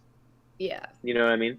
And so, yeah, CGI, I feel like should be like a only when absolutely necessary thing. Yeah. Because I feel like it should only be used if it genuinely makes the Like- effect better. Like you know? Dune is coming out very soon. And Yeah. as in very soon, I mean not for 7 months. October, right? October? I thought it was December. Oh, okay. I'll look it up. Either, yeah, all right. Let me know. But, I mean, they're going to have the sandworms in there. If they don't have the sandworms in there, I'm going to personally kill Timothée Chalamet. I mean, you can't not have. It says October 1st. October, okay. I thought it was December. I saw something that said December. Oh, yeah. That just made my week. So, Dune's Nice. coming out. Like, you're going to have the sandworms. You're not, like, Shaq is pretty big, but you're not going to be able to find a guy that's going to wear a costume, like, that's 300 meters long, like, Yeah. 50 meters wide. No. You have to use CGI for that. There's no way around it. Yeah. But with stuff like, you know, I don't know, like Paul's eyes turn completely blue, and I mean like completely blue, like even the white parts of the eyes. The contact. Yeah, they should do practical effects. They shouldn't just CGI his eyes blue. Is Yeah. the thing. Like there's like a huge difference between the Lord of the Rings movies and the Hobbit movies. Whereas like Sir Ian McKellen, the guy who plays That's his name, right? Yes. Okay, the guy who plays Sorry, I just had a moment because Yeah. Ian Holm is the guy who plays old Bilbo, and I like tripped up. Yeah. Sir Ian McKellen started crying on set because they had him talk alone. Yeah. He wasn't even with other actors because they were overusing CGI to make the set. What? Just go in a building. What are you doing? Yeah. That's crazy, yeah. But yeah, Ensor is very well done, I have to say. Indeed. Over to orcs, just supermodels. So in the middle is a normal orc, and like on the left is also a quote unquote normal orc, even though what's that guy's name? Like Tumor Face, whatever we called him. Well, he doesn't have an official name, but I called him Tumor. Well, I think he tumor. does have an official name, but well, he does have an official name. It's just not Tumor Face. It is definitely Tumor Face, like in all technicalities. But yes, Tumor Face orc. It's gonna know exactly. Gothmog. That's Gothmog. Yes. Oh, his name is Tumor Face, but yes, it is. Anyways, so those guys are both regular orcs. On the right is Uruk-hai. The Uruk-hai are the juice. Actually, I think the one in the middle might be a goblin, but Orcs, goblins, Yeah. The Uruk-hai are the juiced out orcs. They are terrifying. I believe that's a close-up of Lurtz, if I'm not wrong. Lurtz is the one that killed Aragorn. You mean Boromir? Oh, Boromir, my bad, yeah. And, they're the most feared warriors among the orcs / goblins. The big thing they can do is they can run in the daytime and for stretches of time. Yeah. So, and whereas, orcs and goblins can't really go out in the daytime, they get, from the sun and stuff like that. Yeah. So, their, ability to, run in the daytime, they're stronger, they're taller, they have better posture, they're just, better. Yeah. They come out of mud and muck and these sacks. It's really nasty. It's strange. But yeah. So they are orcs. You see orcs everywhere now in a lot of things. Like Magic the Gathering stuff, other D&D stuff. Which I understand were both created by the same people, but they're in a lot of other pop culture stuff, and goblins too. Yeah, well, I mean, goblins weren't a Tolkien thing. Yeah, no, they were not. But I thought the way that they were done here are pretty cool because usually orcs, or I would say goblins are usually represented as not being intelligent in the way that they can't form together and create an army, but there are orcish and goblin engineers. They have their own architecture, they have their own manufacturing system. All of their weapons and armor were created by themselves, and they made battering rams, catapults. They are seriously good engineers. It's just the only thing they engineer is weapons. A whole thing in The Hobbit was that when they walked under the Misty Mountains and talked to the goblin, they got kidnapped, but same difference.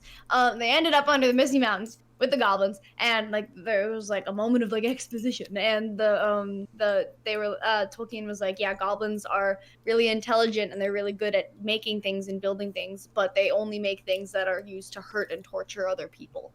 So they make torture devices and stuff like that, and they dig tunnels. They don't wear socks, and that was a plot point. Don't come at me here. He was they took off their shoes and they took off their socks so they could walk slowly and quietly under the mountains, and I was why does this matter? But but yeah, they. Yeah. But yeah, they are definitely evil, and they are corrupted elves. Is the thing. But yeah, and directly created by Melkor as well.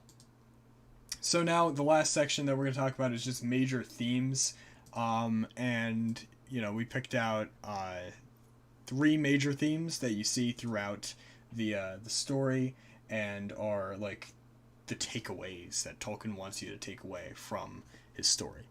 So the first one is the the idea of the least likely hero, and this is something that just you can see this in so many stories, whether it be comedy movies, whether it be horror movies, any like literally any kind of movie. It's the thing about the least likely hero. There's a very specific reason that Tolkien chose the hobbits to always be the heroes in the story, because they were the least likely to be heroes. They don't want to go on adventures, and they just want to, kind of sit there and farm and drink, and they don't want to have anything to do with the outside world. And they're short, and they don't have combat experience, and all of that stuff. And, I mean, look at Martin Freeman on the right. He does not look like a hero. That man could not save, like, a brunch. And the thing is that is exactly what Tolkien wanted to capitalize on, is the idea that the least likely person, the person that seems like the least capable to handle a situation, ends up becoming the hero and saving the day. And you can see this in, like, a lot of other stuff.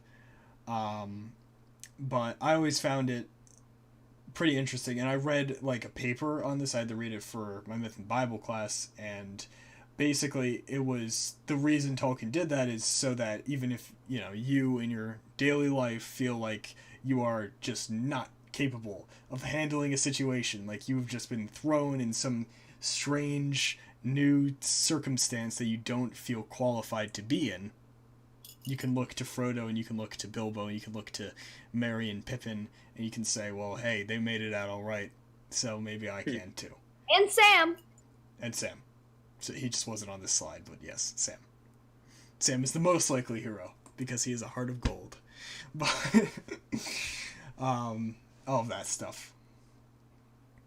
And so I thought that was a pretty cool, and for Tolkien it was a pretty like unique story. Like think about one of the requirements for like a Greek tragedy. One of the requirements for it to be a true Greek tragedy is that the main character has to be royalty, or a descendant of royalty in some way.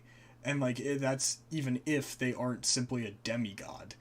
Like they're from birth designed to be heroes, and the hobbits are the exact opposite. Like even if men were the main heroes of Tolkien's stories, they were directly created by Eru. If elves were the main heroes of the story, they were like immortal and also directly created by Eru. So it is the least likely hero that's like the most likely to succeed is the thing. Yeah. I like that. I love that, honestly. It's nice. Yeah. It's nice. It's very nice. It's super wholesome. Because they're not like full of themselves is the thing. Like men get blinded by their own, greed and their own inhibitions, and elves are so just up their own ass, and dwarves are too stubborn, and ents don't really want anything to do with the outside world. Neither do eagles. So you get and hobbits. Everyone else is evil. So yeah, and everyone else is evil. So you get hobbits. And I don't know. I like that trope. it's nice. Yeah. Then we go over to greed. So this is partially what I was talking about earlier, like greed / corruption. So, Bilbo gets kind of corrupted by the ring. He does that demon face. After all, It's so awful. It's so awful. The That demon is face is so bad. But also with the Mines of Moria, which you see here on the left and on the right. On the right is Gandalf's showdown with the Balrog, and again, that's what a Balrog looks like. And it's pretty hard to imagine that Balrog started off as benign creatures. It was it was Morgoth that turned them evil. So I would wonder what they looked like before. Yeah. So I have a question, and apparently this is like controversial question, right? Yes. Do the Balrogs have wings? Yeah. yes. Yes, they Yeah. do. Look at that. Wings. Yeah, I know, but I thought that was a controversy anyway. It might be. I don't know. I'm not really involved in discourse. I Well, haven't reached think- that low yet. Where I think it's am involved in discourse about the Lord of the Rings. However, I think it's a CGP Grey video. That's where I found this. Yes. Okay. I forget, but it's basically like in the book, the one with that starts with the S, Silmarillion. Yeah, the Silmarillion. Apparently, there's like an ambiguous line in there or something like that, or in the books themselves, where it says basically it describes the Balrogs, and it like in one sentence uses wings as a metaphor, and then a few sentences later again refers to wings, but it's unclear if they're still talking about metaphorical wings or literal wings. But I think anyway. they have wings solely because if they both, so Gandalf doesn't have wings. That's established. So when they're falling down this like chasm, one of them has to be able to fly, otherwise they would both just die. Yeah. Interesting. And yeah. I mean they're Maiar as well. So they are pretty powerful, so it's not out of the question to think that amongst other things they would just have wings. And in like all of the depictions they do have wings. So I would say they do. But yeah, so the greed was what unleashed that Balrog in Moria because they dug too deep and all that stuff. But and then yeah, greed and corruption is that's really the number one theme in the book, and that's also the next thing that we're going to talk about. But you know, the ring is a metaphor for greed. It's a metaphor for like addiction as well. Like Gollum becomes a total addict towards the ring, and the dwarves get hooked on mining because Mithril is so good. And they have dragon sickness, like from the gold, like Thrain. Wait. Thror. I got there. It's the order. The order. Yeah, the Thror, Thrain, the Thorin. Yeah. Yeah, I had to get there. But like Thror got all like greedy and crap with the gold, and then the dragon came, and there was an issue, and the Thorn got greedy with the gold, and then Bilbo had to like swindle. It was a whole mess, but that's a whole nother tale. Yeah. But like it's historically speaking, like everyone's greedy and sucks all the time. Except for Samwise Gamgee. Except for Samwise Gamgee. But yeah, that goes pretty nicely into the last motif, which is evil is simply corrupted good. So this ties into the Boethian view of evil. Boethius was this Greek or Roman philosopher, and basically his idea was that there is no such thing as evil, it's simply the absence of good. Very similarly to how like cold isn't a thing, it's just the absence of heat. In the middle we have the 9 with the Witch King of Angmar in the middle. Look at that helmet, it's sick. Yeah. On the right we have Sauron in his dope armor, and on the left we have a Balrog with wings. And all of these. Okay, it is controversial though. Yes, yeah, I'm sure it is. But I'm just establishing my line in the sand. I am on Team Wings. As am I. I wish we were prominent enough that a flame war would start in the comments, but alas. That would be good. All of these things, like I mean, like let's look across the board here. Like these look like the most evil things on earth. Like we have literal Satan. You have the 9 scariest people I have ever seen, and then you don't even see their faces. And then you on the right you have a guy that looks like he stole every knife from my knife rack and glued it to his head and torso. These are His armor is so cool. Yeah, these are the scariest things ever, and literally all of the people here started off as good. The 9 started off as regular men. The Balrog started off as benevolent Maiar, and Sauron was also a Maiar, but they were all corrupted. So the only piece of evidence that kind of stops this thing, and this might just come from my own unfamiliarity with the Silmarillion, because I haven't read in so long, is that Melkor started off as evil. The fact that that evil was just like there in the beginning, but everything besides that is just corruption. Like everything else was good, and then it got corrupted by evil, and that's the Boethian view. The other view is the I'm very bad at pronouncing it, but it's like the Manichaean view, I think is how you pronounce it, from this other philosophy like Manichaeism, and that is more yin-yang, how if there is good, there must be evil. So there might be both at play here. The reason Melkor existed in the first place, because if you think about it, if Manwë is the absolute pillar of good, then Manichaeism would dictate that there must be a pillar of evil, which is exactly what Melkor is.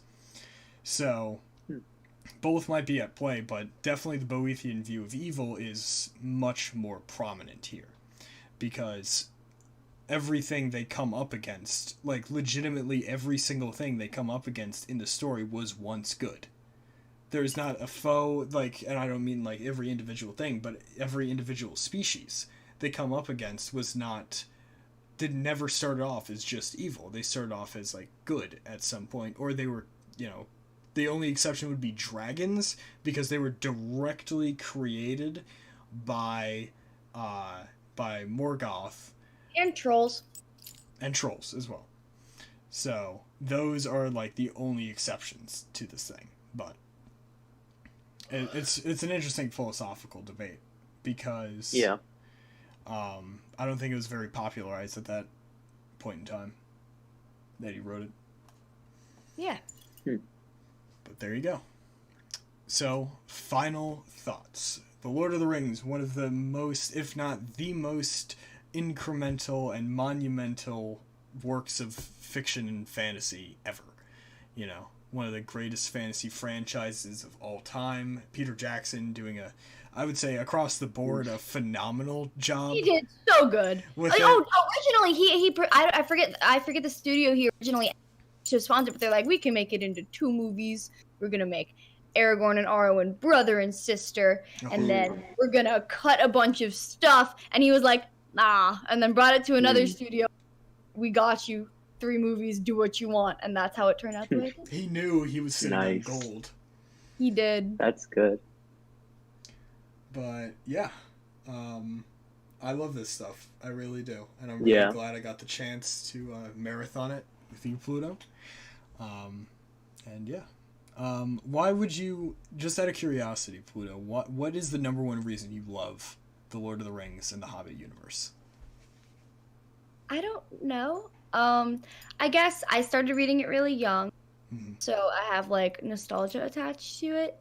But I just really, really loved the world it was in and the way it was built and like the intricacies of it, and learning more and more about it like was a way to pass the time, and it made me really happy, and like I enjoyed learning more about it. And this was back when I actually read books, so I read these books. The struggle. Yeah, honestly. So like I got really like fixated on it, and I learned a lot about it, and now talking about it makes me happy because I know a lot about it. So then I go back and read it. Like I reread The Hobbit like once a month. Like I love it so much. It just brings me so much joy, just because the world is so nice. Even though there's so many bad things in it, it's just so nice. I would like to live there. It seems It's interesting what you just brought up, is that I feel like school makes you read less books. Yes, even though it should be making you read more. Like, I never thought about that, but like I read more on vacation than I do during school, because I don't have the time. And like, I'll read the few things they make us read, but I don't even read the things they make us read. Spark Notes. I read Spark Notes. That is it. Wow. I'm admitting to this on the internet. Wow. Grand larceny. Yeah. But no, this very interesting series. I just love it. It feels like the foundation of fantasy. It feels like, it can't be the start, because all the way back, the Greeks had all of their mythology, but it feels like this like seminal work of like modern fantasy that all of the authors that came after are like very much inspired by. So it's very interesting as like this pillar of this whole genre. All right, Max, are you ready for that test? Oh boy. Sure. I have some trivia pulled up. I will only answer you questions that you would be able to answer based off of what we have said today. Okay. All right, Max. This is also multiple choice.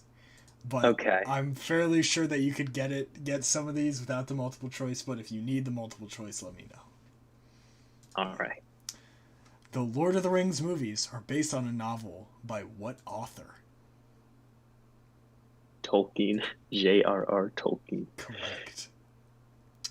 The only way to destroy the Ring of Power is to throw it into the fires of what mountain? Mount Doom. That's Very correct. creatively named. Yeah. What does Gollum call the Ring of Power? My precious. Yes. Right. Mm-hmm. Yes. Doing so good. Thank you. All right. Let's see. Okay. So you could probably extrapolate this, Okay. based on how we talked about how he was the most prominent member of this species. What is the name of the Ent who carries Pippin and Merry through Fangorn Forest? So it's really who is the most prominent Ent. Also, the only Ent we named. Yes. Oh my gosh. It's in my mind it's Blackbeard, but I know it's not obvious. You're kind of close. You're very close. I know it's like it starts with a B and it's beard. Birchbeard, I would guess. It doesn't. Birchbeard is a fantastic name. Let's write that down. It's Treebeard, but we'll give you that one. Oh, okay. Treebeard. Pretty Okay. close. There we go. Birchbeard. That's all I could think of. Well, I was like Blackbeard. Yeah, piracy. That's just all I can think about. All right, here. Let's see some more. All right, 60% of Lord of the Rings fans can't pass this trivia test. Watch me. All right, yeah. Wait, this is like super like. There's no way Max would get this without like watching the movie. So you got 3 out of 3. He got 3 out of 3. Yay. Very well done. Thank you. Nice. Wow. All right. All right. That's everything I have well, to yeah, say. that was fun. Yeah, that's all I have to say. Yeah, I've said quite a bit, so I think I'm done. Thank you so All much right. for joining us. Thank you so Show again. So yeah, I guess that's it. So thank you, Pluto, for coming on the show. And thank you, Sebastian, for being my co-host as always. As always. And thank you to everyone who made use of the chat. We got Yui and Zach here. And thank you everyone else for watching. So yeah, have a nice Sunday evening. Bye-bye. Bye-bye.